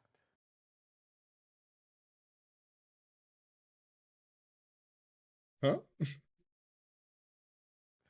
I. No, I'm curious. You can't do this to me. I'm sorry. No, I'm sorry. I do this all the time because I think out loud. So then when the memory comes to me, my brain just says it out loud, and then I have to process whether I can or not. Yeah. Yeah. Okay. I guess I can.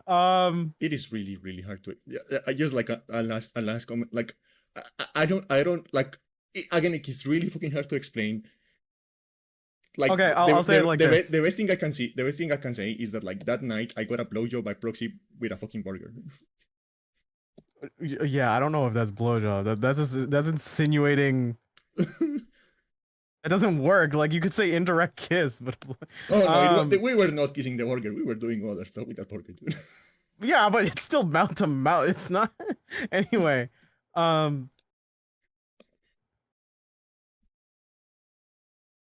I'm trying to figure out how to say the story with protecting the identity of another person. Okay. So, I'm not going to say at what point in my life. And I'm going to rest assured if some friend is listening and you think it's you, it isn't. It's like someone I was like amicable with uh and their partner. If you think it's you, No, it's not you. I promise you. Okay. So I knew this person, and we were pretty amicable, and they were pretty cool, and they had a girlfriend, um, hmm, and they were kind of in a turbulent situation with that girlfriend, and and then you sign the divorce papers. I signed the divorce papers. It was me all along. So here's the thing. It was clearly a situation where one partner was not feeling attractive to another partner or desired by another partner. Mm-hmm. And like they were just fighting so often. But I was in the environment we were in, which was essentially like pretty much just work, like a job. I was communicating with both of them, and you know me, I try to I try to be like very friendly and very, well, I say that I feel like I try to come off as like relatively supportive where I can. So like, Yeah. because I struggle with low self-esteem, so like I'm very, if someone just goes like, Nick, do I look ugly? I'm like, I will beat up that inner voice. I will tell you everything I think that looks charming about you, my friend. Yeah. Because it's a struggle to fight No, yeah, in I your get brain. that. I get that. Like Yeah. you feel that pain, so you are trying to like prevent everyone else from like feeling that pain. I understand that. Yeah, exactly. It's so it was one lunch we had while he was a little too busy, and she was just like, she went on that tangent. And I played defense, and I was just like, yeah, no, you're great, etc., etc. Um, and I noticed a change in energy when we were talking, but I was just like, I'm just probably an anxious person. And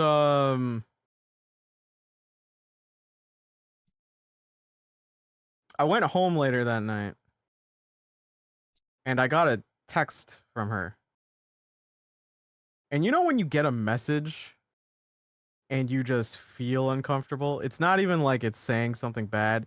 Here's how you raise my anxiety. Is if you message me one like in this format. Hey, can I talk to you? Or hey, can I ask you a question? Or hey, are you there? Hey, Just you are? tell me what you want to say. Yeah, Don't start off with this. This makes people anxious yeah. unmanageably because your brain will jump like, are they okay? Do they need my help? And you know how this goes 90% of the time? You respond as fast as you can, And then or you have you've to maybe wait two missed it. hours. Yeah, and you wait 2 hours. You know this energy. Yeah. So I go, yeah, I'm there. Or whatever the response is in this situation. And you know, the conversation starts off kind of normal. She's being a little more of the proactive one in this exchange. And I'm getting a bad vibe from it, right? And then she kind of just cuts the BS and goes like, I have these feelings and I kind of think I want you. And I'm just like, that's like flattering, dude. But and bear in mind, she's actually legitimately like very attractive, very attractive. Not to but like brag on that, but I genuinely do think she's very beautiful. But like, um, it's clear that she's doing this not because she likes me, and even then that wouldn't matter. I'm not about like trying to mess with another person's relationship. I think people who do that, like, you need to get a grip. Yeah. Um, and the other thing is like it's clear that she doesn't like me in this sense as she likes me for me. She likes me because I am playing down an insecurity. I am the calming down voice of an insecurity. This is all being done because she's feeling insecure, right? And like I get it, like some people do unfortunately capitalize on that, but it's like you also like what are you gonna win? Like a person only liking you because they feel bad about themselves rather than anything about yourself that's worth liking, right? Yeah. It's not them liking you for you. They could do that to anybody who just happens to be there at that same time at that same context. Yeah. Um so it goes a bit and she just goes like, "Well, could you tell me like you want me to?" And I'm just sitting there and I'm Oh, like that's oh no. and I'm just sitting there and I'm just like, "Listen, I can't tell you that. I'm sorry. Like that's like I respect you. I didn't say respect, but like I do genuinely think like you're really pretty, but it's like if you're getting this sort Nick, of stuff, respected of women. no, I think they're an overrated gender. I'm tired of them. God damn it. Just find this the I used to like you guys, but then the internet goes wisened me up. No, I'm kidding. I've been exposed for so long. No. Um but essentially it was just on the line because like I didn't want to just go bluntly no because that can really just destroy a person. Yeah. I think that's just the awkward thing if you have to reject someone, right? You overthink and you worry. But I didn't want to leave her hanging because I thought that was shitty. I hate people who like make you wait for a rejection because like buckle up. This person is putting themselves in an extremely vulnerable position and I know it's uncomfortable for you, but like you got to respect their situation and not build up their anxiety and depression as they have to wait and cater for you. Um so like I told her like I don't feel comfortable in this way. If you were single and we had like known each other longer and I could see a rapport, then sure. Um and I didn't get a response of her from her for the rest of the day. and we didn't talk for a long time. But Yeah, she was that's still with the guy, so that worked. Like I was hoping they'd talk it out. I think I only ever talked to her like years after where she broke up, and maybe there was like there was the occasional flirting. Oh, I do remember a photo being sent, but oh it wasn't too bad at all. But like, yeah, yeah. this is not Well, the that's I complicated.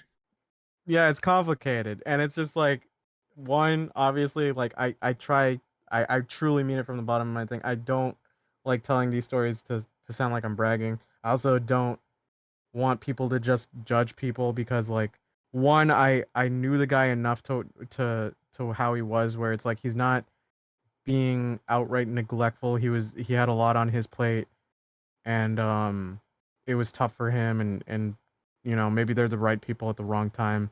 And with her it's like fighting insecurities and low self-esteem is just a never-ending battle. Like you can have it's one of the toughest things. You can have your friends praise you a day before and you feel like you can conquer the world, and then it takes like maybe 2 days and then your brain is just going to lambast you with every single flaw, and that's Yeah. just it. So don't judge them.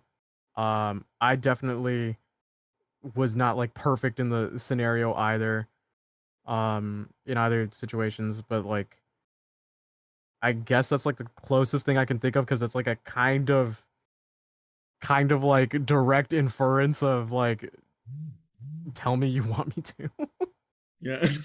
But if it's like a physical thing, I've had the cuter and more wholesome ones are when a girl I liked and I were eating ice cream from the ice cream truck and we were walking, and then she nabbed some of my ice cream, so I nabbed some of hers, and then some was like smeared on my cheek and she just licked it off my face. Oh. Um it wasn't even flirtatious, she was more pissed than anything. She was just like, "That's mine." I'm like, "You took mine. This is a transaction. Get Yeah. over it." Um and Fair's this is fair. the other one. Fair Equivalent is fair. exchange. Fair is fair.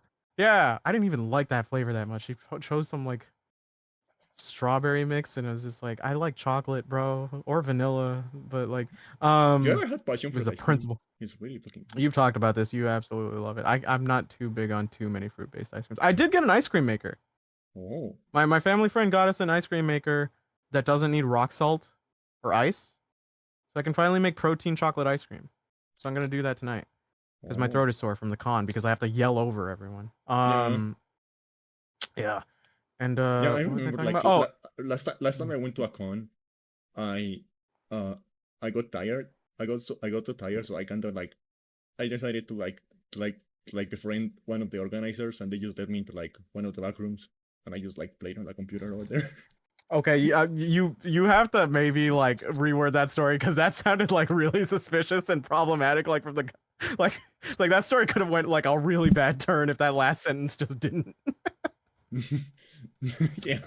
Yeah, they just took me to the back rooms and yeah, I'm like, no, Candy, you have to finish that story. What's going Oh yeah, because on? they actually had like some very like uh they were doing some like multimedia stuff, so like they had like some computers with like really good graphics cards on the background.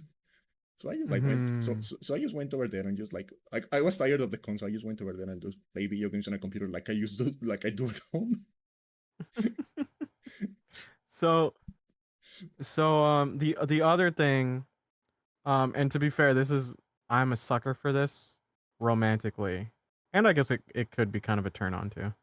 Um, is I'll sometimes wear dress shirts and ties Yeah. when it's a nice enough event. Um, having a girl you like go see you struggle to tie your own tie and go give it here, and then you like lean over a bit and she ties the tie for you while you're that close. Yeah. Yeah, that hits different.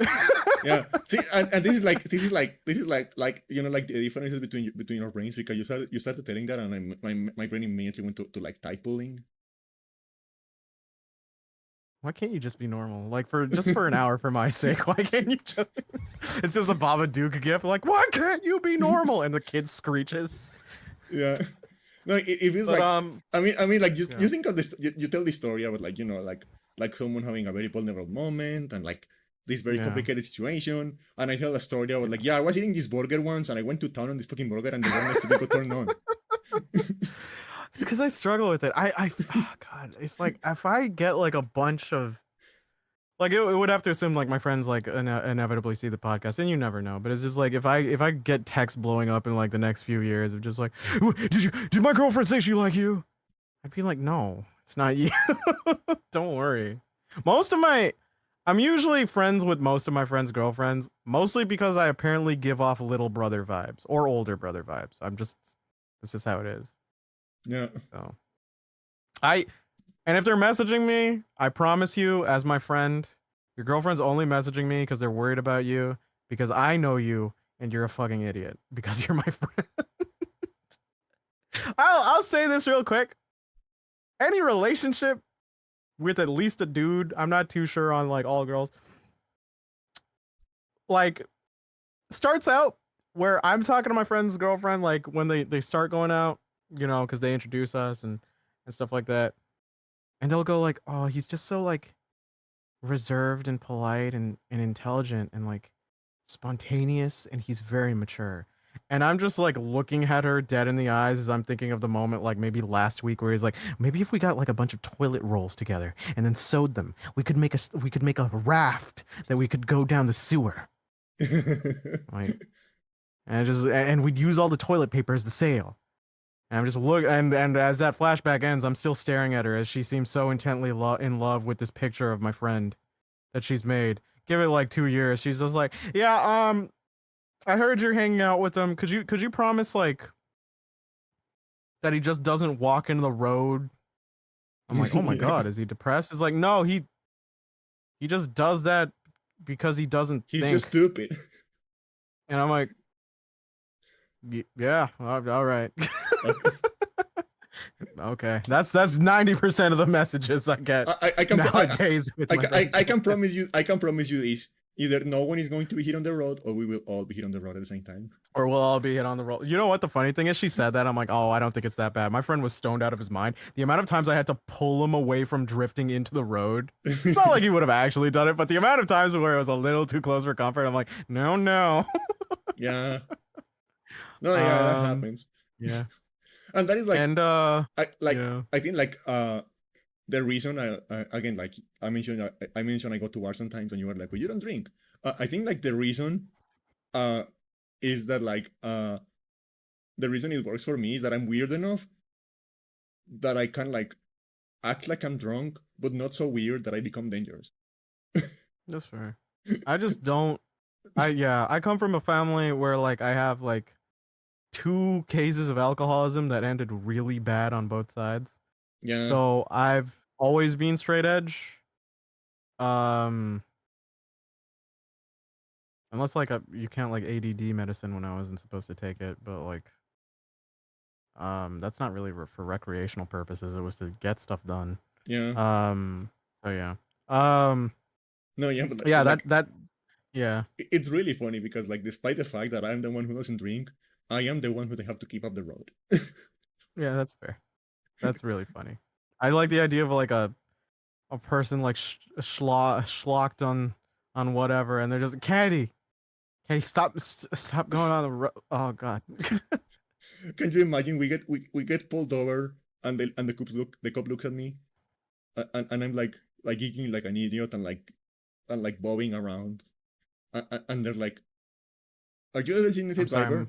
Are you the designated driver? And I'm like, yes. And they pull out the fucking like breathalyzer and they test me, and there is 0 alcohol in my system because I haven't drunk ever. Yeah. In this context, I'd have to be the drunk one, so I'm just like, I'm just looking out the window, like, don't worry, officer, she's just like this all the time. She's just like that. It is like she's so special. You know that fucking like there's like a syndrome, like a condition that makes your liver produce alcohol like naturally. Okay. Like Yeah, that could be it. that's a real thing. Like there is a condition that makes your liver produce alcohol. Like But there's something if it wrong with it. absorbs that, so it filters that stuff, then yeah, there is a chance it could dissipate it too, I suppose. Like even if you don't drink, you are like you can like never drink anything your entire life. But if you have that condition, you are like basically like always like low level drunk Oh, that's pretty funny. because there's It's always like terrible, but that's pretty funny. there's always like just enough alcohol circulating in your system to get you like a little bit buzzed. Uh, so it has a lot of, and of course that has a lot of problems with like medication that doesn't like have it like when there's alcohol in your system and stuff like that, and you cannot drive and you cannot like, uh, but yeah, like I think my brain has something similar because my liver Yeah. is fine. My liver is fine. I don't produce alcohol, but I think my brain is similar, or like it gets like the effects of being drunk without being drunk. Like like it has happened to me that I go to a bar and like 2 hours later I wake up like in the couch with different clothes with different clothes, and it's like okay, and they tell me, my friends tell me, they're like, yeah, you didn't drink anything, you were like drinking you were drinking Coca-Cola all night. And like Yeah, nothing else. I do know that your brain will produce the same chemicals that that are responsible for inebriation when you have sleep deprivation. Yeah. And considering how terrible my sleep schedule is, that there are very likely a lot of cases. I have had instances where I review like how I operate when I'm tired. I'm like, yeah, if I'm anything like this when I'm drunk, I don't want to drink because I'm far more unhinged and I feel like I'm rude Actually and I overthink. but like Yeah. if that's the case, I should like actually start drinking. Oh, because you'd be no, you have to discount fatigue as a possibility. No, because well, like the thing is like for some reason like there is like a level of of sleep deprivation. I would say like Mhm. around 23 hours, around 20 to 23 hours, where Yeah. something flips. Like I guess like it goes full circle, and my brain actually becomes like way more productive than like at any other point in my life. Yeah, you know what that really entails? That entails you not sleeping for 23 hours. What in God's name? No. Also, if that was So the maybe I should case, drink. the amount of the amount of alcohol you'd have to consume. I mean, just get ADHD medicine. Or Just amphetamine. get It's the same thing. Concerta, Vyvanse, or yeah, just do any.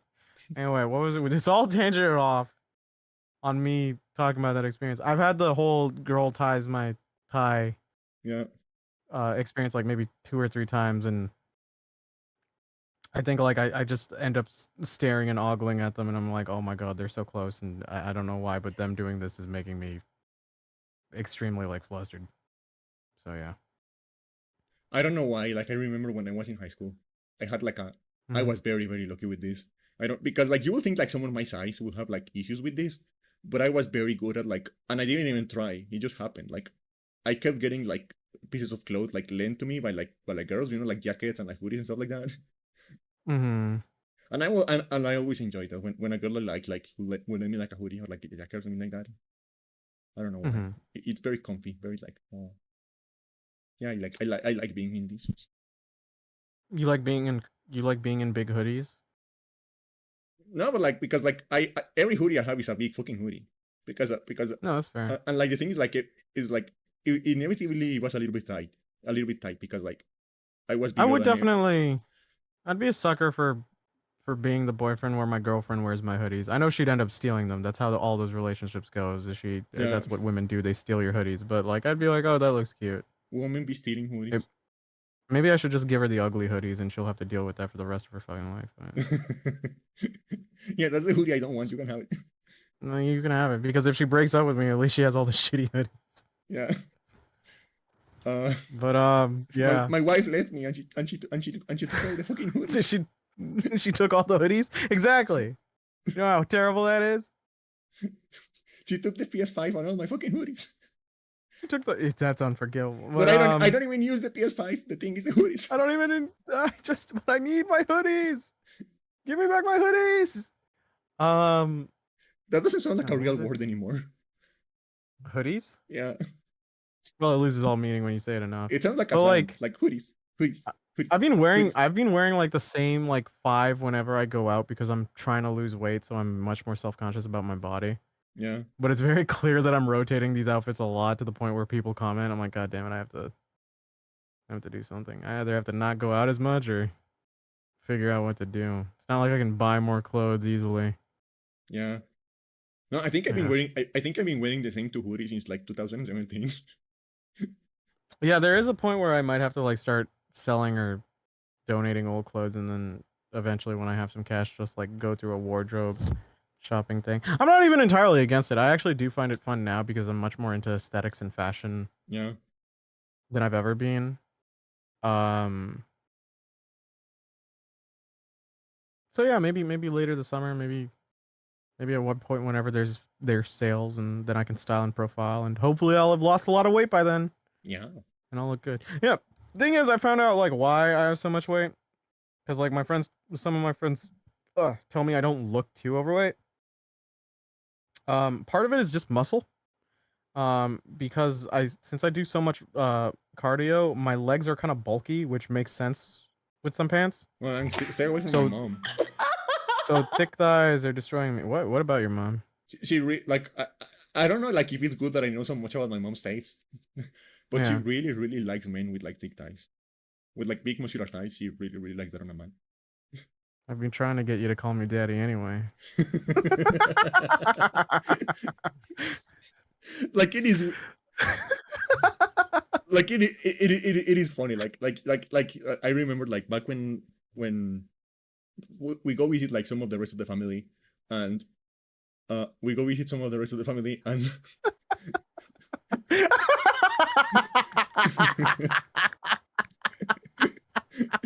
the fuck. Oh God.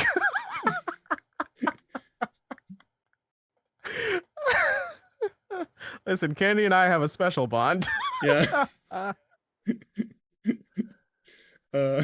no, yeah, like I remember we would go visit like some of the rest of the family, and my family is like, you know, big Hispanic family. So like what happens when there is Yeah. like what happens when there is like one of those big like classic football matches, like the entire family gets around the same like tiny TV to watch the football, right? That's how it works. Yeah.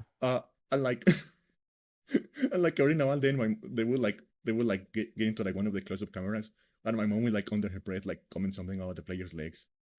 And it's like, oh god damn it, mom. Oh, you inherited from your mom. It's just a different gender. Yeah. It's just a different gender of interest. You both are legs women. Yeah. Uh, Like yeah. because yeah, no wonder. Because like obviously soccer players are gonna like have huge Yeah, it's legs. because Like it's literally their job. yeah, like their calves, their thighs, they're just gonna be like thick, muscular, toned, and stuff like that. But like yeah, so mine are actually pretty decently too because I walk around a lot and um I run quite a bit, but it's like I'm still overweight. But it's not like I'm that in shape because of it. Like, but there's a fair amount of muscle here, in which my legs are a little thicker than I'd like, and it messes up when I have to buy pants. Yeah. And so I just have to, like, obviously it's still calorie deficit I have to do, but like I'm gonna have to just start doing less cardio as my workouts. Yeah. Oh, oh no, you're trying to sneak around with the clap of your thick thighs are alerting the guards. I didn't ask for this life. I didn't ask for this life. Plus it's like, who does this benefit? Like, I only wear long pants. And if I ever do wear shorts, they cover up to my knees. So like, Start wearing skinny jeans. no, but when your thighs are like really thick, Yeah. it's not like they're really thick. It's like they're thick enough, but it's like Listen. Like guess. I can tell you this: when someone likes legs, like having like thick pants that are almost like ready to explode, like tight pants that are almost ready to explode, like it's really hot. Yeah. Counterpoint. Demographic I'm going for probably far less than the demographic that would be interested in like I mean, you never know. a woman. But yeah. So there's that. I'll also say what was I gonna say? Right. The other last thing that happened this week, literally this day, so I guess like this week, is I've been pulled into a D&D campaign. So we might be doing a one shot next week. I'll give the story of like the interesting tidbits that went down.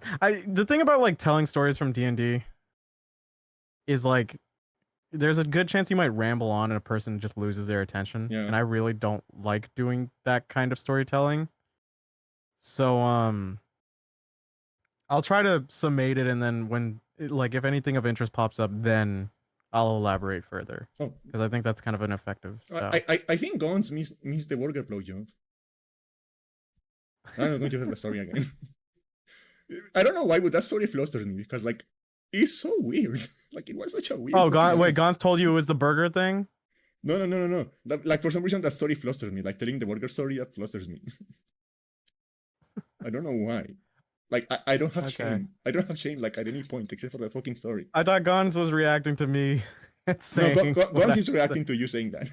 He came out at Oh, that okay, time. that's I'm just pointing out funny. he That's missed it. really funny. I'm just pointing out he missed it. Oh, He missed the okay, burger. okay. Because it's funny because you're usually the one who does that to people when they hop in. Yeah. So Including me getting you. like at least me at least getting one is pretty funny. Yeah. He got one.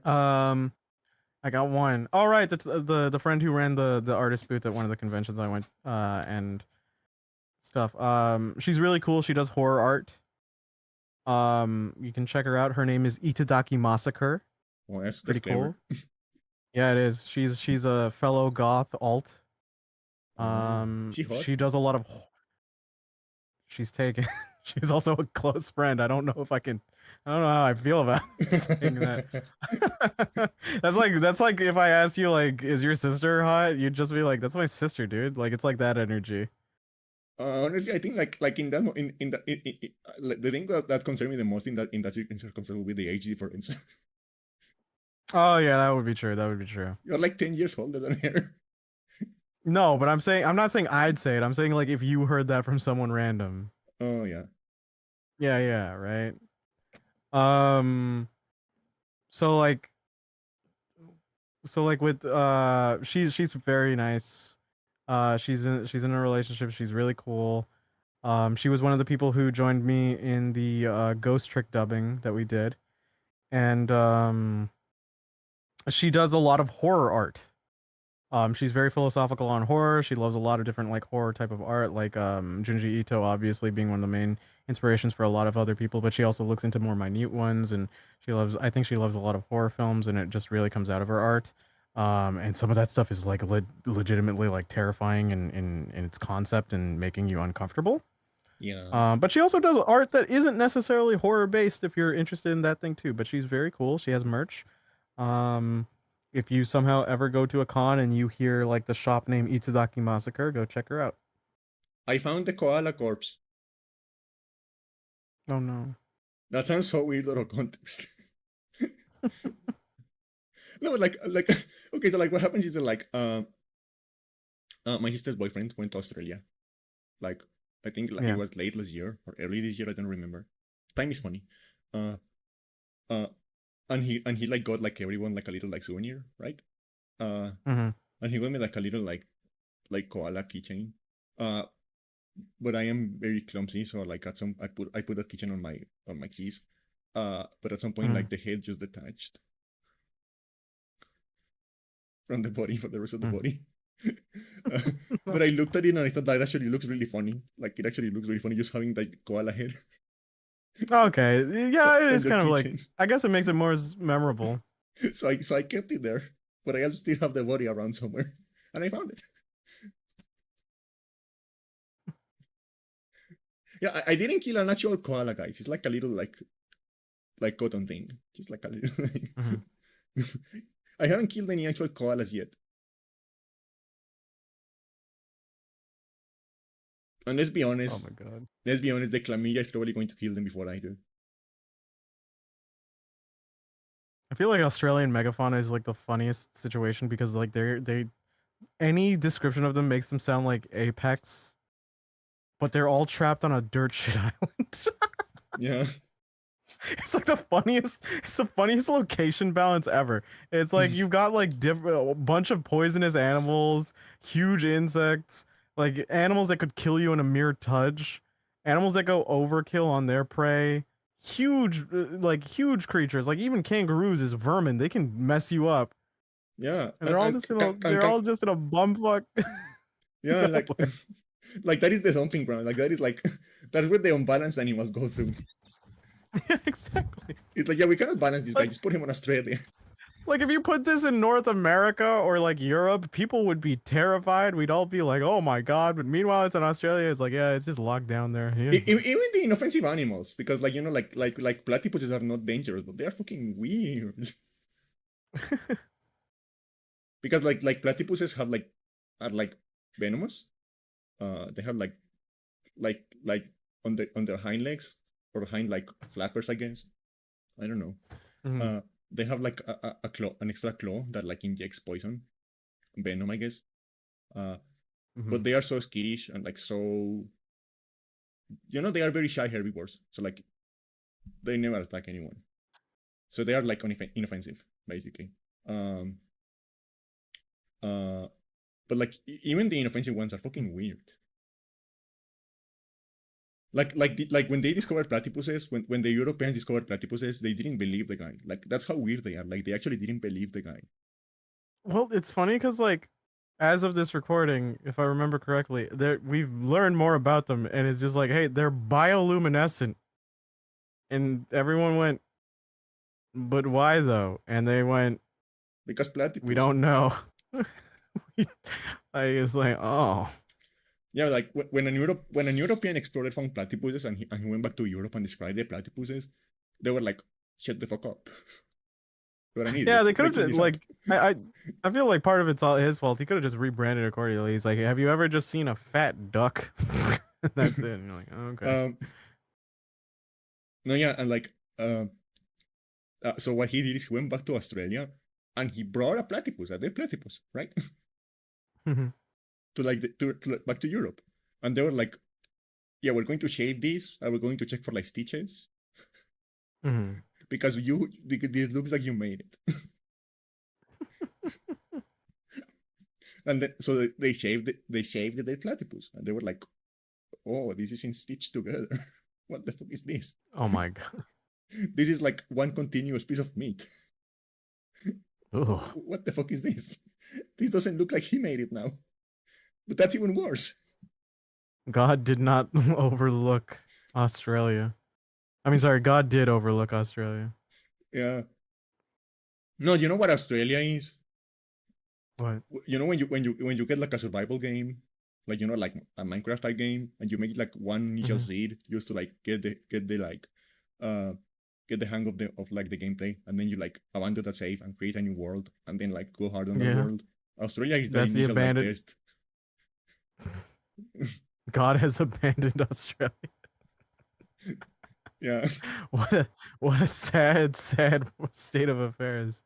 Yeah, and like like when the world was being generated, it was a shitty sea because like most of Australia is like fucking desert.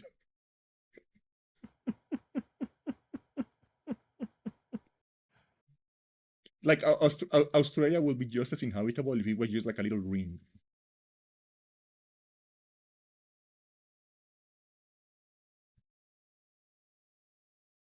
Because like in 10% of Australia, the wildlife will kill you, and in the other 90%, it will be the fucking sun.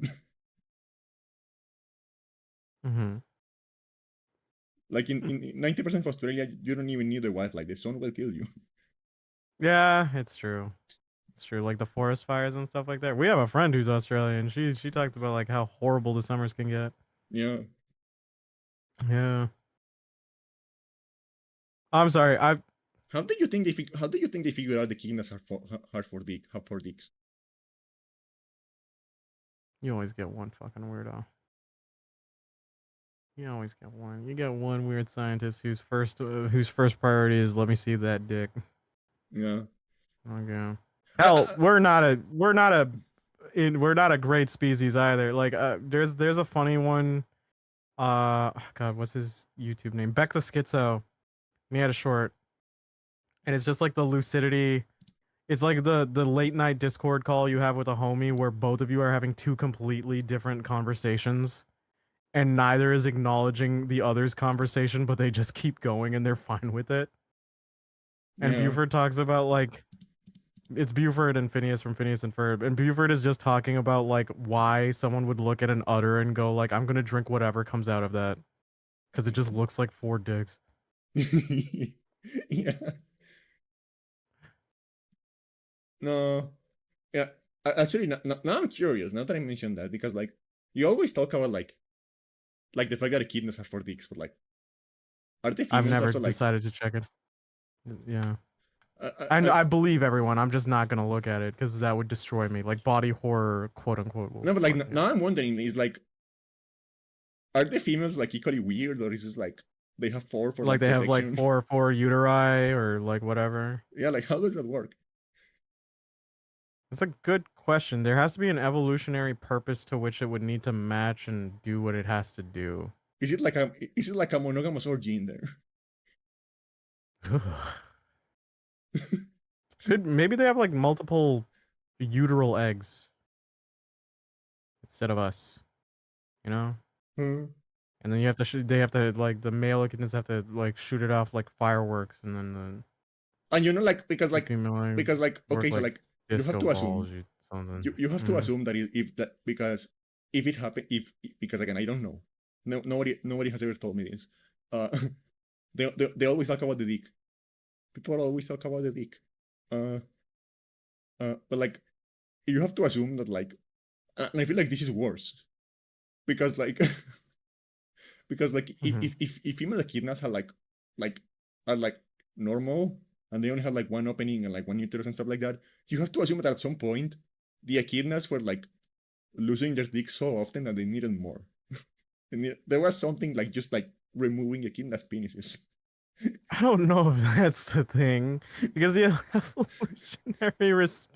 evolutionary response wouldn't automatically spawn 4, Candy.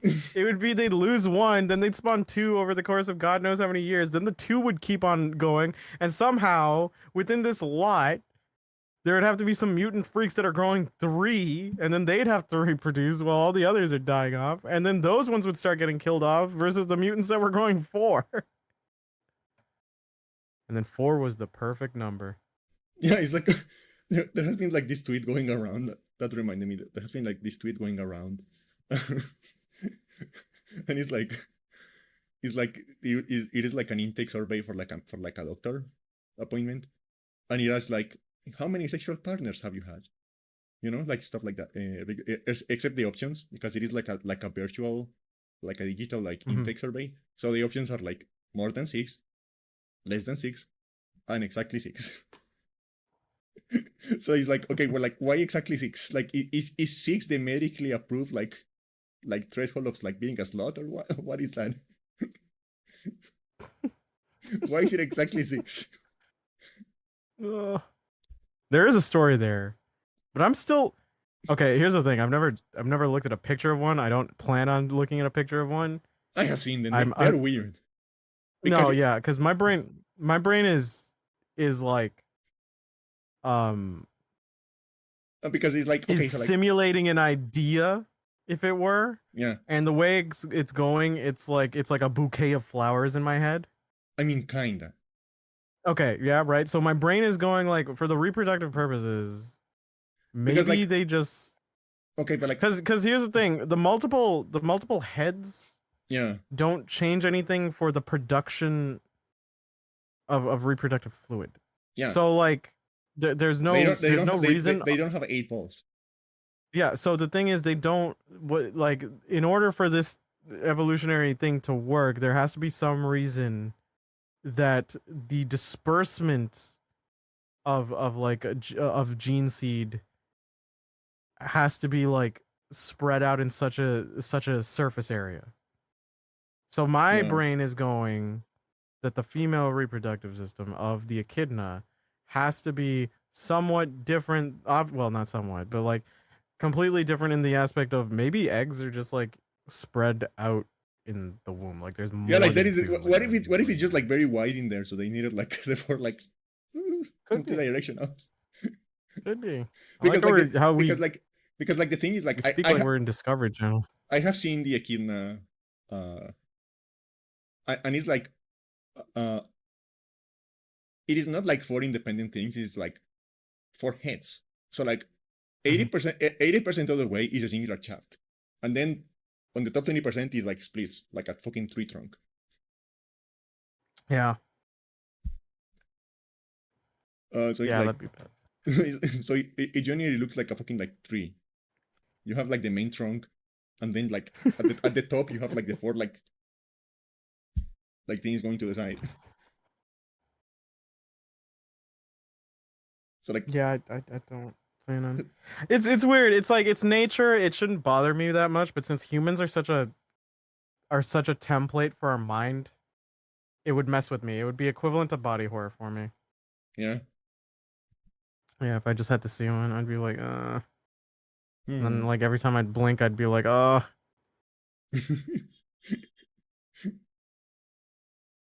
It's like I don't know. You ever seen those videos of? I wonder if it's like you ever seen those videos of people who have like split tongues, and they can like move them Oh, you're independently. into that. You're really into that. I remember Yeah. this. I find that very hot. But now I'm wondering, like, is like, do they work like that, or is that like how independent Well, are the there. heads? Oh, well, there are evolutionary purposes that even humans have that like we no longer need because of we've just kind of worked them out. Like Yeah, there, I still don't understand what the actual purpose for wiggling our ears was. Could have been like some sort of mating display or something. Who knows? maybe. Which would be funny. I mean, in a way, it But kind of still is because you just do it for like to like impress people. yeah, So like in a yeah, way, it's that still is like a true. mating call.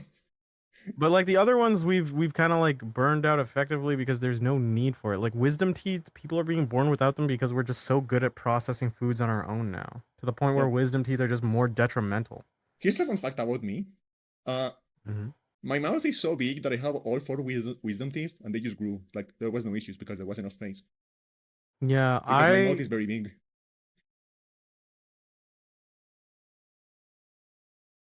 this fruit sure is hanging low. It's a good thing I'm not hungry. But yeah, my wisdom teeth, uh, I have. Here's the thing. I don't know if I want to say like they grew back. I don't think they did. I'm not some horrid homunculus, but like, oh, I remember this. Uh, my wisdom teeth. It was around the time my ex broke up with me, or is going to break up with me. So like the worst sequence of events was gonna happen, and so like around that time, I was like anxious, I was stressed, I was depressed, and then my face, half of my face had swollen after I slept, and my wisdom tooth had grown and cut the side of my cheek and infected it. Oh, And I had to take antibiotics. They couldn't just remove it. I had to take antibiotics to completely reduce the swelling for about a week. So my mouth was in constant pain, and I had to put Oragel to like calm it down. yeah. And then I reduced that, not reduced. I got four of them removed. I got the top half, like the top wisdom teeth, if I remember correctly. Rarely are the ones that get as horribly fucked up. But those were easy. And I remember I asked if they could give me my wisdom teeth in a jar so I could smash them with a hammer for catharsis. And they looked at me like I was joking, but I was serious and they didn't do it, so I'm still mad. But then on my bottom wisdom teeth, since they were so impacted to the side, I had to go to a specialist and they had to cut it with lasers, so it was easy to remove. Oh yeah, I remember like my mom had to Yeah. like when they were removing like one of my mom's wisdom teeth. Because Yeah. I don't know why but like her wisdom teeth happened like very late in life. So like I was already like old enough to No, it remember can, like yeah, every one of them. it can happen to people like that, yeah. Uh, and I remember that one of them was like so impacted they actually had to like go like fucking spelunking in there and like chip it like piece by piece and like removing like Yeah, it's little chunks. exactly. They have to, so they use like this laser tool where it was just like cutting the tooth like individually. Oh, Because I Nick, remember I told them the same thing. we are a third world country. There was no laser. Yeah, well, that's not my problem. But like, I get to have Gundam surgery candy. Hardy har. Yeah, no. So like,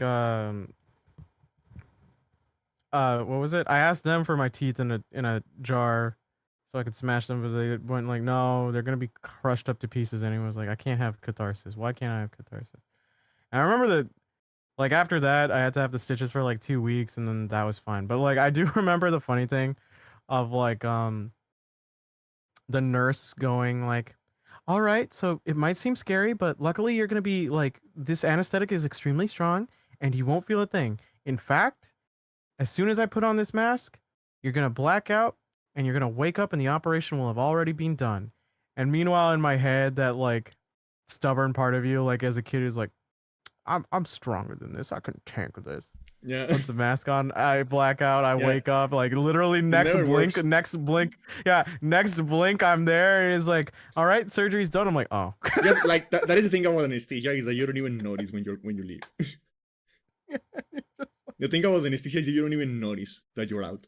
Yeah. It's just like it is like a time warp. It is like and you're done. All I From that point on, I was just like dizzy and disoriented. They made sure that they got me in the car, and then I went home and I just slept the day away until like the anesthesia wore off. But then I remember that being really funny. It's just like that child mindset. It's like, I can be strong. I can tank. This is immediately. Yeah, Like, just yeah. I remember. done. I remember. I saw a Twitter post like once. Like a guy was like, they were going to like put him into like a surgery, and they were like, so they were like going to like put the anesthesia on him, and he asked the nurse, hey, are you going to like do a countdown or something, or are you just going? And the nurse, and he describes the nurse as like a big like Scandinavian woman. Mhm.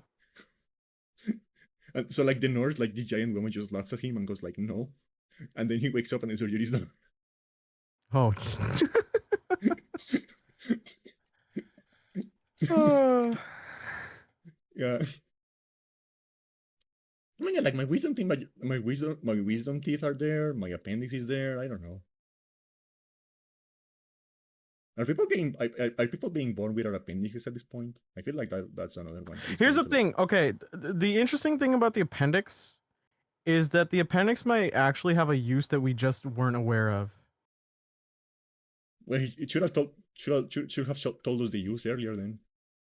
Yeah, no, because I think it's like, if I remember, it has like some bizarre secondary bacterial filtering function, but I'm not entirely sure. Take a grain of salt, research on your own, and before anyone goes like, why don't you guys always Google everything you say before you discuss it? It's like you would have a podcast that lends like is 12 hours and we'd be both exhausted. We should put like, you know what we should do? Go ahead. We should like, because I know like in the bottom of like the ChatGPT window there is like a disclaimer that says like you know, ChatGPT makes mistakes, double check everything. I should like copy that. Yeah, and, like we should do that. Photoshop our names there and just put that in the like permanent. Yeah, no, that'll work. I'm down with that. What were we saying? Yeah, so like apparently there was like, I do remember like an article showing a study that the appendix might actually have a practical purpose, because preemptively doing appendicitis, not appendicitis, appendectomy? Appendectomy. Yeah, appendectomy. Yeah. Isn't really that beneficial.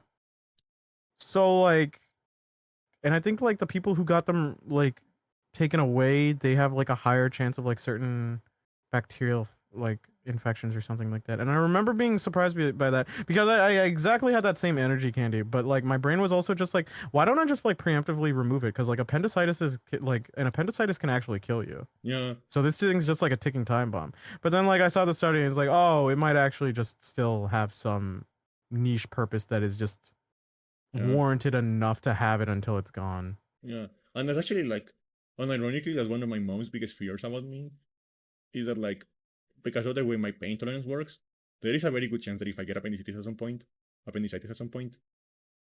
I'm not going to notice it. Like until it's like way too late. Bad.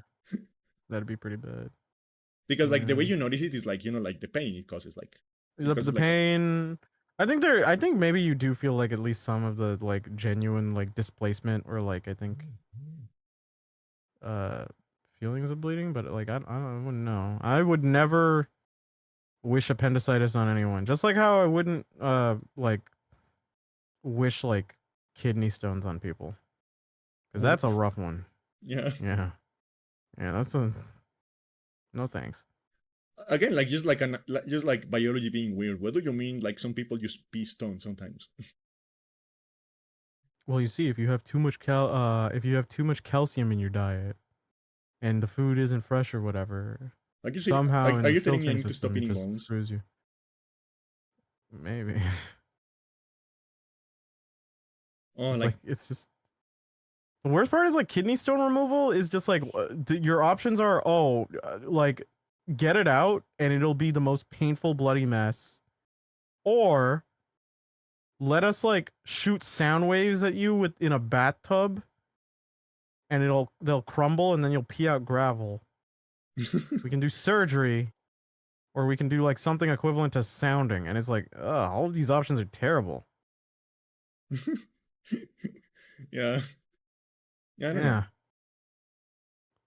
And kidney stones are like confirmed. I think they mess with people more than like pregnancy in pain, like giving birth. Now that being said, this isn't for you to go up to like people who go like, oh, yeah, women don't have it that hard. It's like, no, like women can get kidney stones too.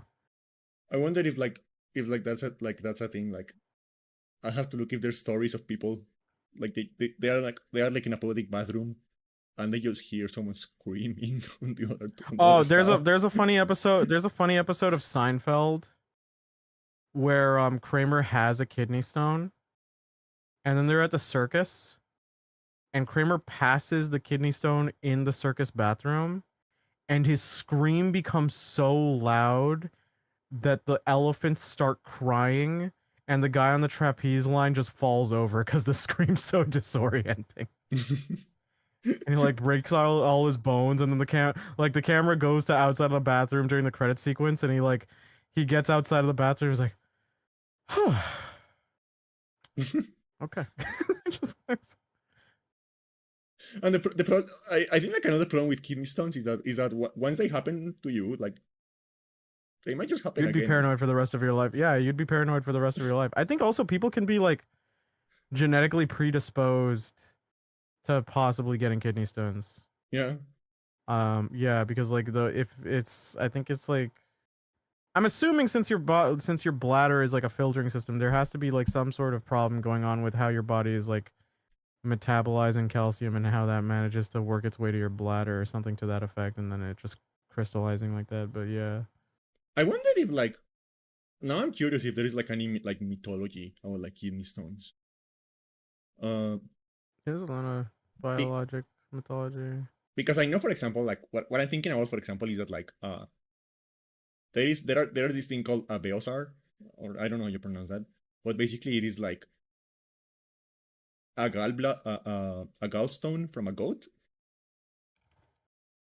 Yeah. and people used to believe that it was like they had like magical properties and it was like an excellent anti-poison. People used to believe that back when like alchemy was a thing. Mm-hmm. So I wonder if like at some point any culture also had like any belief like that about kidney stones. Apparently, the ancient history of kidney stones. Urinary stones have afflicted humans since the dawn of history. The first known stones were discovered in Egyptian mummies in 1901. Let's Oh, see. so the British have eaten kidney stones. Surgery to treat stones was first described in the 8th century BC by an ancient Indian surgeon named Sushruta. He provided detailed information on urinary stones, urinary anatomy, and surgery for stones in his writings, compiled as the Sushruta Samhita. Hippocrates in the 4th century BC mentioned stones in his Hippocratic Oath. Oh, so they are so unpleasant that like the fundamental oath of like modern medicine like mentions them by name. I don't know if he mentions them by name, but that's pretty funny that he mentions them. I gotta know. Hold on. Oh yeah. I will use those dietary regimens which will benefit my patients according to my greatest ability and judgment, and I will do no harm or injustice to them. Neither will I administer a poison to anybody when asked to do so, nor will I suggest such a course. Similarly, I will not give a woman a pessary to cause abortion, but I will keep pure and holy both my life and my art. I will not use the knife, not even verily, on sufferers from stone, but I will give place to such as are craftsmen therein. So yeah, he mentioned He kidney mentioned stones. my fucking name. Oh my god. Not How cancer, not like kidney stones. yeah, how common were the kidney stones back in the Greek days? Like no, I'm just no, I'm just imagining like no, I'm just imagining you know those fucking like communal like toilet rooms they had in Rome in ancient Rome. oh, that'd be a horrible sight to see. No, I'm just imagining that they were common enough that like you will walk past one of them at any time of day, and there will be just like one or two people screaming, That'd be pretty funny. like That'd all be pretty day, funny. like all day every day, like you just like ah! Ah, what's happening is like, Testicles was not eating his fruits and veggies enough. Like, oh, well, poor bad. I do think we should bring back like Greek pronunciations. I have mentioned this before, but I feel like we should stop saying molecules and start saying molecules. Molecules. It does sound like no. Here's the thing. We keep the English one, but whenever there's a boss version of it, we change it around. Yeah. So like if there's like a mega molecule, we call it molecules. Yeah. Testicules? Testicles. Do you know who Testicles is? No. In Assassin's Creed, he's a real person, but he's in the Olympics. In the Assassin's Creed, like, which one was the Greek one? Odyssey, right? Yeah, the one Yeah, I with just forgot. the most unoriginal name for a Greek game. Yeah, no, because my brain was rolodexing through the unoriginal names to begin with, and I completely forgot. And like, yes, I know it's a Greek work, but I forgot which work they were going, but it was definitely not the Iliad. So yeah, there's a competitor named Testicles, and I think you're supposed to just like either beat him or win at his place to take his place in the Olympics. Yeah. And like I forget what happens, but someone inevitably just like accidentally pushes Testicles into the shark-ridden water, and he gets eaten to death. That's like it happens in the span of 2 minutes, and they play it off like no one cares. Like, oh no, now we need a new athlete. Oh no. Like a man Anyway. was just eaten to death by sharks. I like that qualification. He was eaten to death. Yeah, he was eaten to death. I don't know the way you and Patchy talk about like if it was ethically sourced, I'd try people. Like the amount of times I've heard that, I'd be like, yeah, maybe I do need a clarification. Yeah, like I don't know. Like I always like I don't want to like bring like a super serious topic into like like I have always felt so conflicted about like that German guy who ate someone. I just find cannibalism gross. Because like okay, but like A hot take. I don't know, like from all the indication we have, from all the evidence we have, the guy who got eaten Not healthy. consented to that. I- So is that a crime? Is it I'm not- still a crime? Is it still like You have to treat it like euthanasia. I think technically in some places it is still, because you'd have to go in order for it to work, I feel like you need some sort of you can't take it into your own hands as a civilian. yeah. There would have to be like some because there are euthanasia clinics Yeah. that get to the legality of it. Because like one, I suppose they could fill out the paperwork, etc., etc. But it's like if there was a clinic that's like, hey, hey, Soylent Green package, yeah, Soylent Green package. Then I mean, sure. I don't know, because like I wouldn't in any case. because as far as we know, like because like the entire thing was recorded. Those videos have never been released, but like the entire thing was recorded. Jesus. Ugh. And based on like the descriptions. Wait, hold on. Was he conscious through the whole thing? No, he did die at some point. Okay. But that is the thing. That is the thing. That's like 10 times worse. That is the thing. The murder was not the first thing that happened. That is the thing. And based on the descriptions we have of the video of the event, he ate parts of himself, willingly. Oh. So like, I don't know. There was a degree of consent in there for that, and it's like, I feel like that complicates stuff. Maybe, but my brain goes like, just because consent is given. In case you're wondering, it was his balls. He ate his balls. His own Well, balls. okay, yeah, but whatever. Just because consent is given doesn't necessitate the okay if you can't consider like the procedural situations to which that goes in. Yeah. Because like again, like euthanasia is a complicated topic too. My stance is I'm very much like just an optimist. I go like, oh, you know, it's worth at least trying another day. That's always been my like motto. But it's like I haven't lived a life those people lived. I can't make that call for them. Yeah. So the clinics, like I can get it, sure, but it's like it's a hell of a different context if your friend goes like kill me and shoot me with his gun and you do it, and someone tells him he's like no, he told him to. It's like yeah, but reasonably speaking, like Come there on, should have been shoot some me. proper Come on. channels. Yeah, so there should have been some channels that you should have explored those options and have that recorded and then show and then etc. It's just like yeah. Yeah, like I don't know why, Like but I just exhaust all remembered. your other options. Yeah. I don't know why, but I just remembered that like there is this like are you familiar with Rise of the Triad? I've heard that the game? Yeah. The game that got canceled? No. Rise of the Triad. It's like Rise of the Triad. Rise of the Triad is like one of those like very really early Doom clones. You know, like the ones that came out Oh, like okay, shortly okay. after I Doom. was yeah, no, I was thinking I don't know what game I was thinking of. I was thinking of like a Hong Kong like gang wars eagle eye view game for some reason. Anyway, go ahead.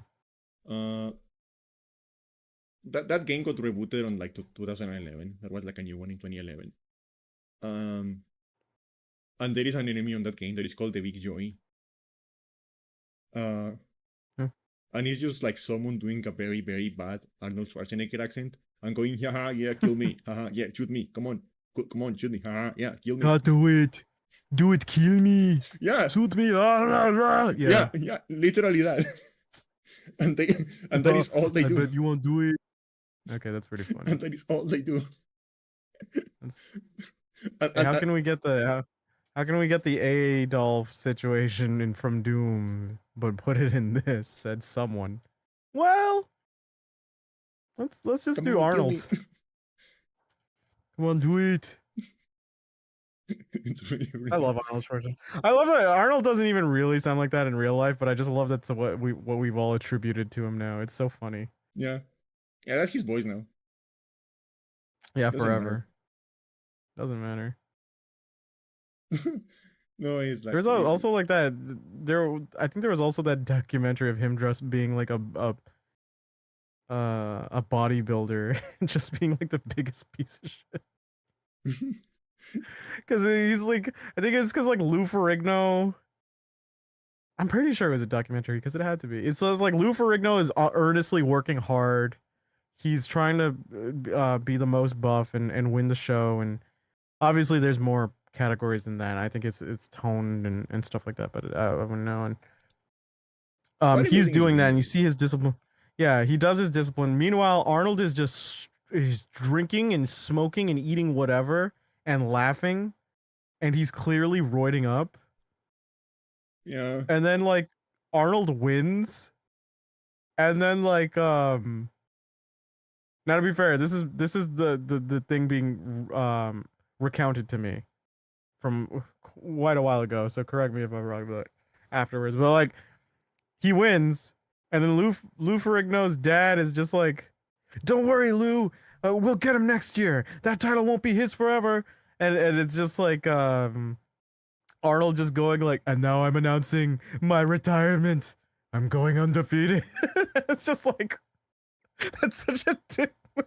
It's kind of like ingenious. It's like, yeah, I never lost. I just retired.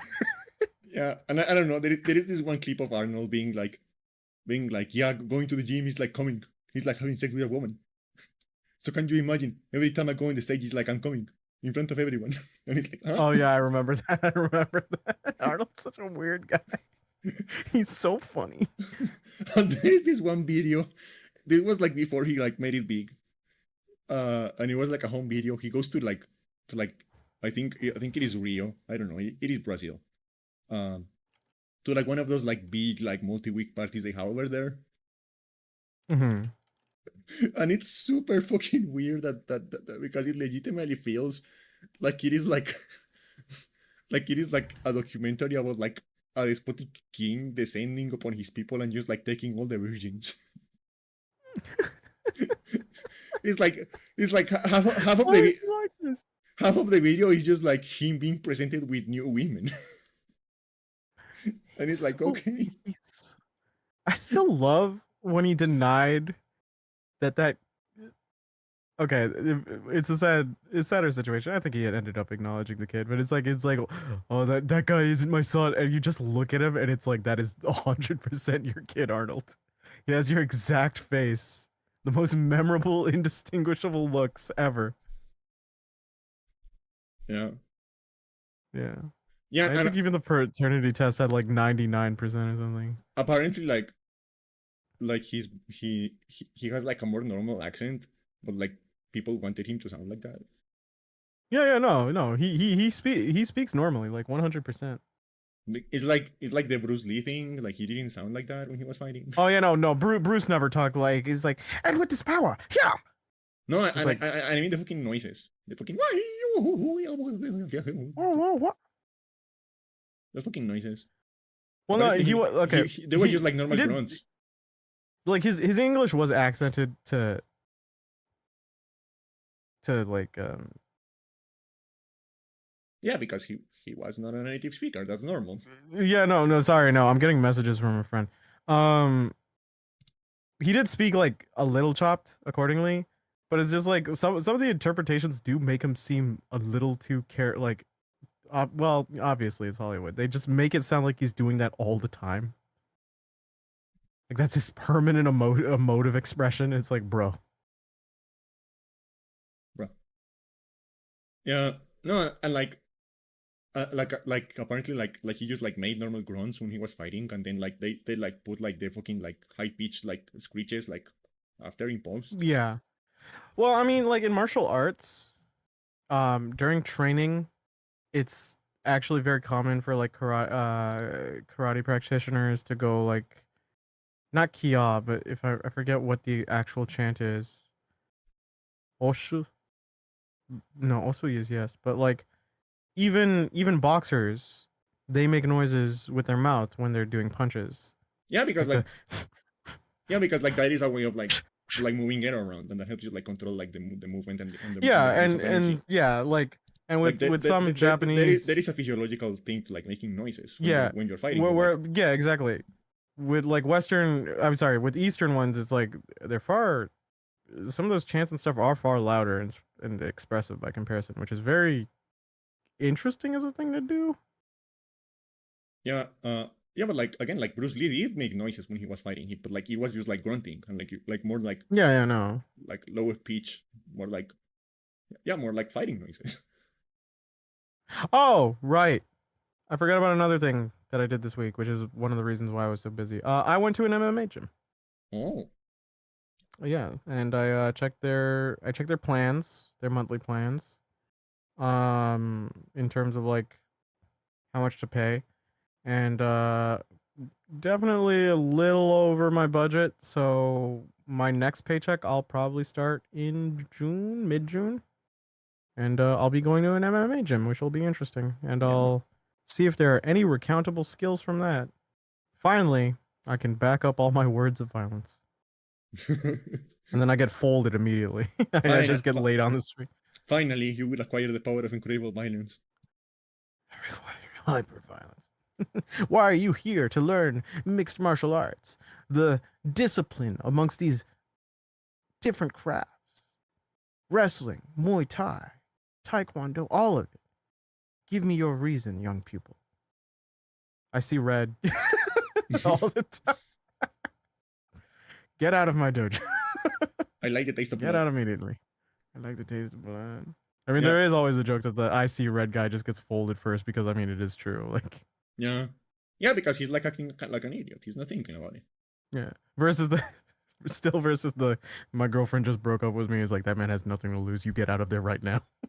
His buff went to 10,000. Yeah. Sorry. Like he's get out.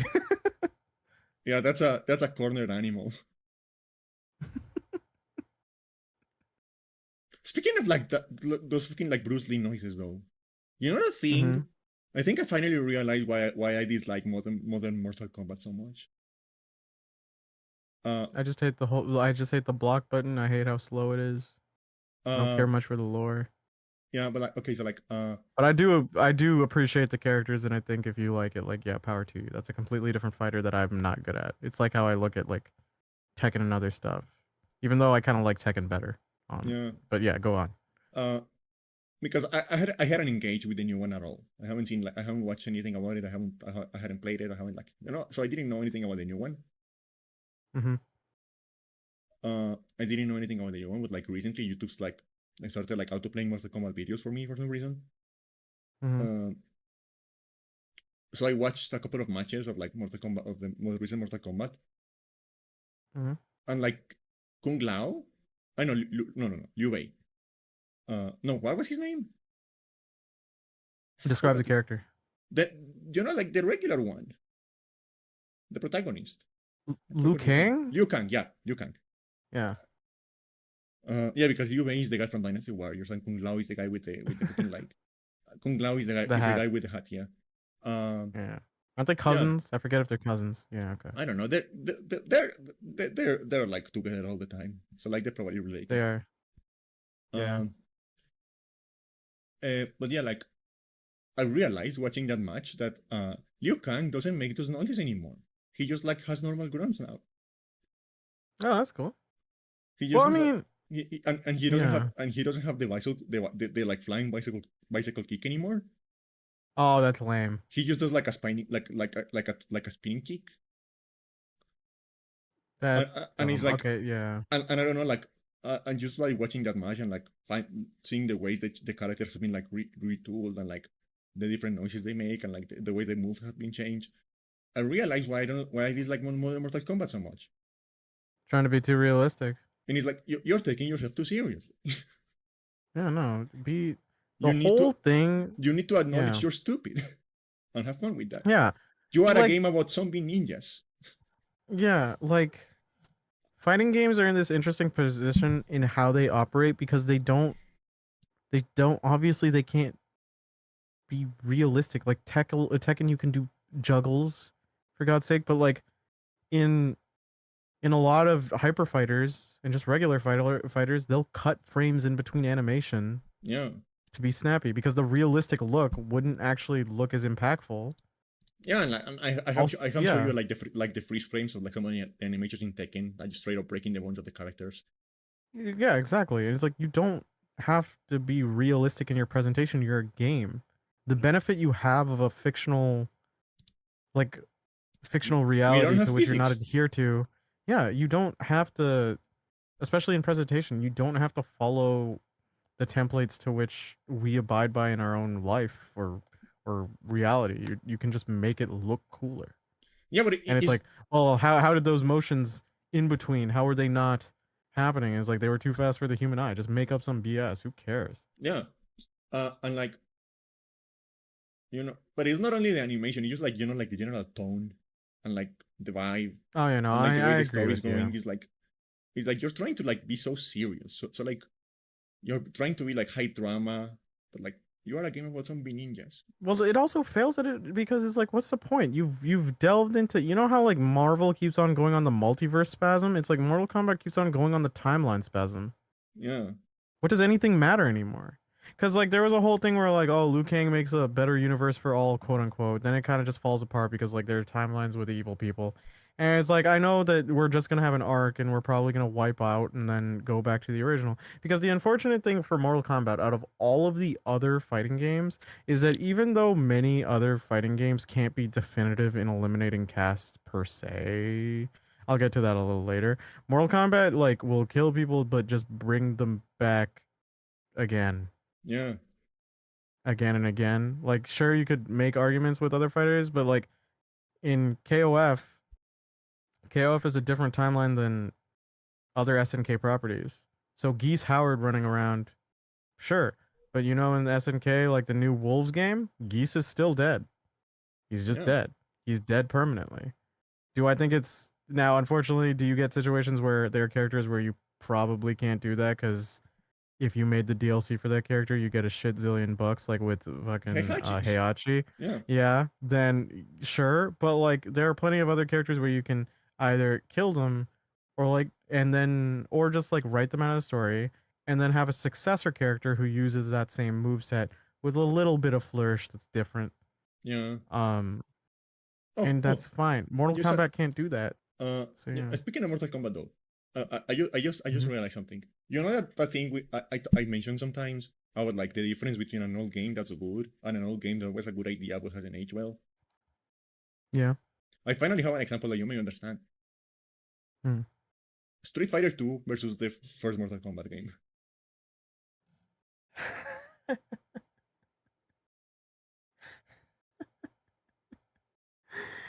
Yeah. Yeah. Yeah, okay. You're probably right. Like those games don't play well. I played them recently and the old Mortal Kombat games like suck. They suck. They do. Well, I mean, it's so long. With Street Fighter 2, like the characters are so goddamn floaty. With Mortal Kombat, did I ever get to play the original Mortal Kombat? I don't think I did. But yeah, no, that's valid. But like, yeah, I just I don't give a shit about Mortal Kombat. I don't really care that much about Injustice either. Um, And so I don't know. I feel like I like also like My Fighters. Like I'm that guy. So yeah. another problem I think I have like with modern Mortal Kombat is like half the fucking like roster is like movie characters now. I'm not entirely against it, but it's like I mean, it was fun when it was like two people, but it's like half the fucking roster now. no. Hear me out. It would work on the condition if the original roster had most of the characters we like people already cared about. So Yeah, one, the percentage of those guests would be down because you'd already have like the de facto main casts, like the very solid cast that you go like less people are talking about bringing obscure characters back versus people going like, but what about a character that I'd kind of want back? And then it's like no movie guy who might not actually have a moveset that's good. So yeah. Like I don't know. Like Mhm. at this point, Mortal Kombat is like at this point, Mortal Kombat is Smash Brothers for divorced dads. That's what it is. Also, like I think it's also because they have to admit that that like Mortal Kombat isn't too good because like I mean they shifted the direction. Like you just had the Mortal Kombat fighter to the point where like sure they still have the block button, but they had to add assists Yeah, because but, it was but, clearly stale. but that's the thing. Like if it's like Mortal Kombat has never like found like what it's supposed to be. Like, did you know? Like, I feel like people tend to forget this. Did you know that like the PS2 3D Mortal Kombat games were sidesteppers? Oh, that's weird. It was like fucking Soul I don't like Calibur up in that. this bitch. But like, what was I gonna say? It's like because like doing they aren't even tag fighters if I remember correctly. They're just an assist button, right? Yeah, Yeah. So like the implication for that is you don't want to lengthen the game, but you want to speeden it. But Mortal Kombat's slow. So like but like even if you like what I'm saying like obviously like oh speeding it because it's slow, but it's like even if you do that, it's still you didn't I don't feel like you fixed the core enough for it to be like fluid on its own. It's still slow. At yeah. least in my head. So yeah. And like there is another weird thing. I don't know if it's them trying to like going into like the motion capture animation stuff, but like but like it has been like getting slower. Hmm. Like Mortal Kombat 9 is way faster than Mortal Kombat 10, and Mortal Kombat 10 is faster than 11. Which is funny considering like you added in again an assist feature, because like any sort of situation where you add in tags usually will make the gameplay state feel faster at least. Yeah, and also just like just like a little like why did that show up again? Well, did someone redeem their bits? I see 0 on it. No, there's no. Fuck off, go away. Oh no, I see 8.8K. There we go. Okay, never mind. No, but like the thing is like what was I going to say? We were talking about like Mortal Kombat being slow. Well, yeah, like he And has then you're gotten talking like about like tag fighters, yeah. he has gotten like progressively slower for some fucking reason. And I don't know if it's them trying to like justify like using the motion capture animations, but like I don't know like why it keeps getting slower. It keeps getting like clunkier and heavier. And so like just like like unrelated to like the gameplay stuff. But like can we please stop with the bullshit with like why is it called Mortal Kombat 1? Can we please stop with that fucking thing? Just call it Mortal Kombat 12. I don't give a fuck. It just confuses people. It's just confusing. Yeah.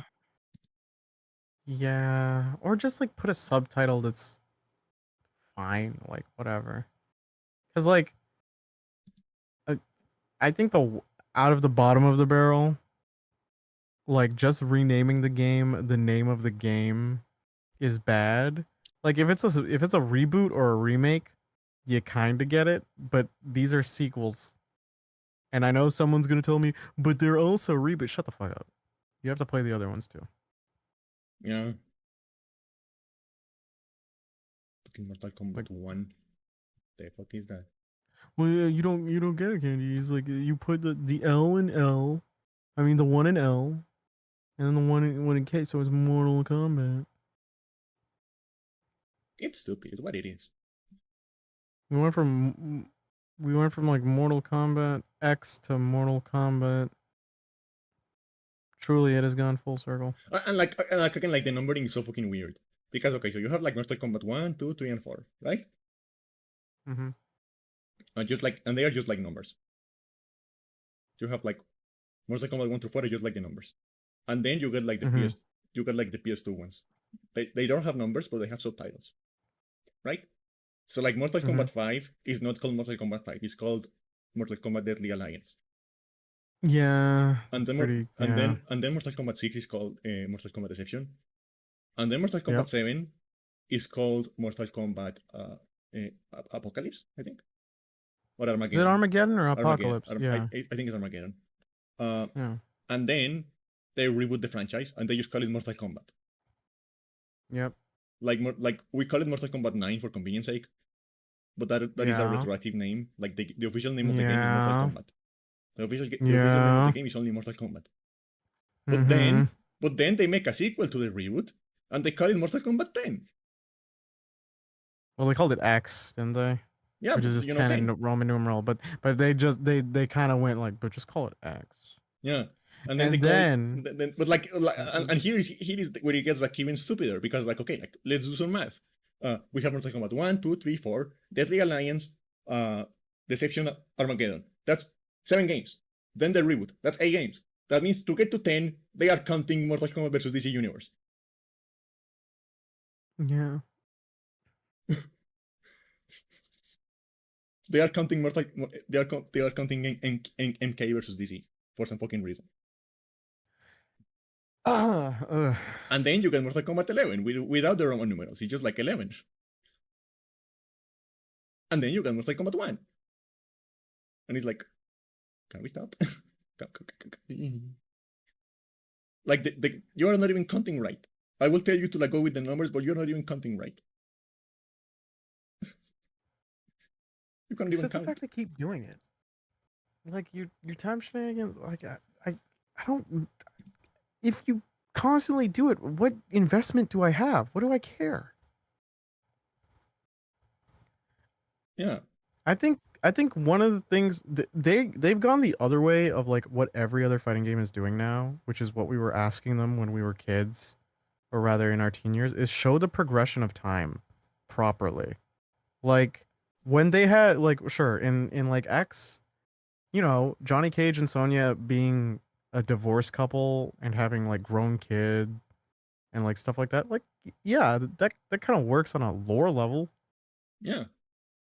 Yeah. But then you went like, okay, well we're gonna like preserve this state and just keep looping stupidly Yeah, we're in an looping. adventure that whereas like Street Fighter is showing the progression of time, SNK is, Guilty Gear is Yeah, like it's weird. Like Chun-Li is a MILF now. Athena is like hot now. yeah. And it's just like well, I mean like the fact that like when KO 14 brought back Rock, I was so happy because Rock is like the epitome of like showing the progression of time as a character. Because he was a kid. He was just a kid in Terry's intros. Remember, he used to do the Terry's like JoJo pose Yeah. and stuff like him with design. And then he becomes a full on player character in Mark of the Wolves. And then he comes back in SNK. Like yes, this people the reception is happy because he's a character that shows like you're not trapped in this stupid little temporal state. Yeah. Meanwhile, Mortal Kombat's like, well, okay, well we progressed, but what if we kind of just like ran in circles 3 times? Wouldn't that be fun? And also just like you know another thing that is very annoying about like Mortal Kombat is like if you look at like other series, like you know like Tekken and Oh, it's Tekken like also progress in time because it's a whole arc. That's the whole yeah, point. if you look at other series like you know Tekken and like Soul Calibur and stuff like that, like but in generally speaking, like the characters get redesigned and stuff like that, like they still look like themselves. Mm-hmm. But like for some reason in every Mortal Kombat the characters look like a completely different person Unless you're with like Scorpion a or Liu complete Kang, with like a yeah, completely unless you're different Scorpion, face. Raiden, or Sub Zero. It's like they keep Oh yeah, redesigning everyone, like just like drastically, yeah. like, and they get like, and again, this stupid thing with like they are so obsessed with being realistic that they keep like face scanning people to make like the I do characters. hate the celebrity thing. I think what wasn't it was like because the problem is also they get them for voice acting and not all of them are actors. Yeah, yeah. So So like I think Ronda Rousey was Sonya like in a 11. Sonya Blade, Uh, uh, and uh, people were not yeah, happy. and then Megan Fox plays like Nitara in like one, and it's like okay, but why? Why would you do that? Yeah, but like the thing is like okay, so like I have mentioned that I have my problems with like face scanning. I think it's a stupid thing. I don't like it. Mm-hmm. But like the way it works normally is like okay, so like for example, if you look at like the Resident Evil remix, right? They face scan this dude, this model, they face scan him for Leon on the 2 remake, right? Mm-hmm. And then they use that same like base face as like the base for like in 4 remake, right? Like it looks a little bit Mm-hmm. different. There was like a little bit of a redesign, but you can tell it's like based on like the same scan of the same person. Like it is like the fundamental like facial structure and like the proportions, the shape, like it you can tell like it's like the same scan, the same dude. Mm-hmm. But for some reason for Mortal Kombat they scan like a different person for every fucking game. Yeah. Well, then you don't have to pay likeness rights to each person for every single game that comes out. Just make original faces. Yeah, and honestly I think like honestly like I think like it's honestly like more impressive the way Capcom does it because like the fact that it's the same face, the same model, but it looks for Leon, but he still looks like noticeably like older and cooler, despite the fact that it is Yeah. very clearly the same face. One interesting thing that Yakuza does, because they'll face scan people, but they won't be people who have to return often. And if they do, like, yeah, they'll scan them again. Like Yagami was like kind of the biggest interesting one, right? Because Yeah, he's the main pro tag. But like, and now we have no idea where he's gonna be at this point. But like, Kiryu had an original face. Yeah. They wanted to pay some homage to Kuroda, and so they implemented some elements of his face to him, but they didn't make him wholesale him. Yeah, it's like it's a And they caricature. show It's the like, age it's progression too. Yeah, yeah. And it's like that's neat. I actually really enjoy that. yeah. Meanwhile, I don't entirely know if Majima got to get some treatments from his VA. I don't think they look outright the same. I think there may be some cheekbone stuff, but like, yeah, it's just like, yeah, because again, me filleting Yakuza for every stream is just like, Yeah, I do love how, we need a Candy Dynasty Warriors and a Nick Yakuza counter. yeah, because like, because Candy, whenever Candy goes like, oh, I hate photorealism or face scanning, or like I think that it's like bankrupt in aesthetic. I'm like, you can do it because we have these examples here. But that being said, on a majority, Candy is probably right. Yeah. Because like Yakuza still holds itself to a video game like identity. You like these realistic guys are pulling off like sand energy aura of different colors and doing stupid choreography. It's what makes it fun. It's not realistic. So yeah. You know what is realistic though? The fact that this podcast will end because we started earlier than usual. Yeah. And my throat is killing me from this con. Yeah. And I have to eat ice cream or something. I But already run out of ice cream. I'm sad. oh, I had ice cream, I you had a big tub scream. of ice cream that I ate it all Oh, because it's been very fucking hot lately. So I just like I just sit here like wearing nothing, eating ice cream. I luckily. Oh my god. Well, I scream, you scream, we all scream for the links. So you can follow me at youtube.com/@nocturne. You also didn't change the title of the name, so they don't have my link in the title of the thing. All right, let me. I'm kidding. But yeah, check me out at youtube.com/@nocturne, youtube.com/@nocturne. I'm still very early in the stages of writing my next script because I've been balancing so many other things. And I'm looking at hopefully a late July to August release date, but that is a little optimistic. Um Still can't give too many details. I also have like some art stuff of my characters in the works that might actually be the basis for an animation that I want to get done in the winter, so we'll see. When is Uh winter again? I forget like how the seasons work. November, I think, is when people. No. September, October, November. December is the start of winter. If we go by 3. Oh, thank you so much, Candy. I know. No. Yeah. We don't have seasons. Hmm? We don't have seasons. We don't have season. Well, over here at the Twitch and the YouTube, it's candy season always and forever. And how can you celebrate candy season? Well, you can go to her YouTube and you can go to her Twitch and subscribe there or follow there if you're on one of the other platforms. Like if you're watching this on YouTube, you can go to Twitch, and if you're Twitch, you can go to her YouTube because you'll get to see the podcast here every single week. You'll get to see her highlights from her streams. You'll get to see her past broadcasts. And if you want to go the extra mile, if you want to see or read what Candy is thinking at any given moment when she's not around, check her Blue Sky, where she might post very inappropriate art about echidnas. Or you could talk to her in person about echidna penis. Yet. You could talk to her in person in her Discord server. Aren't the planes enough? Are they? I don't know with you. Because you know what it is, Candy? If you revealed it to me, I wouldn't bat an eye.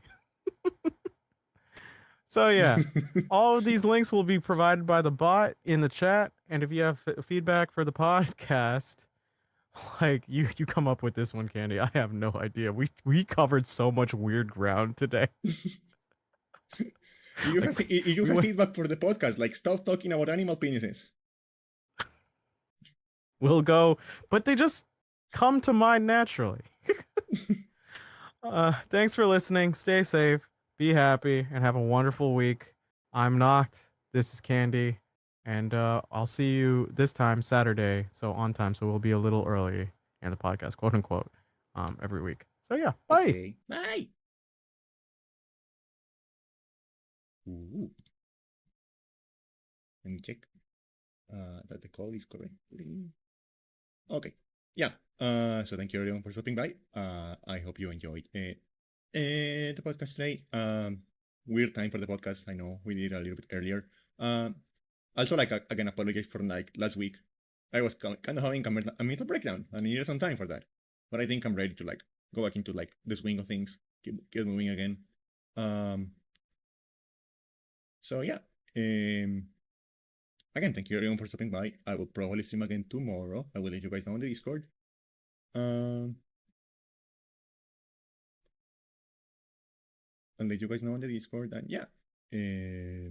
Let me check here.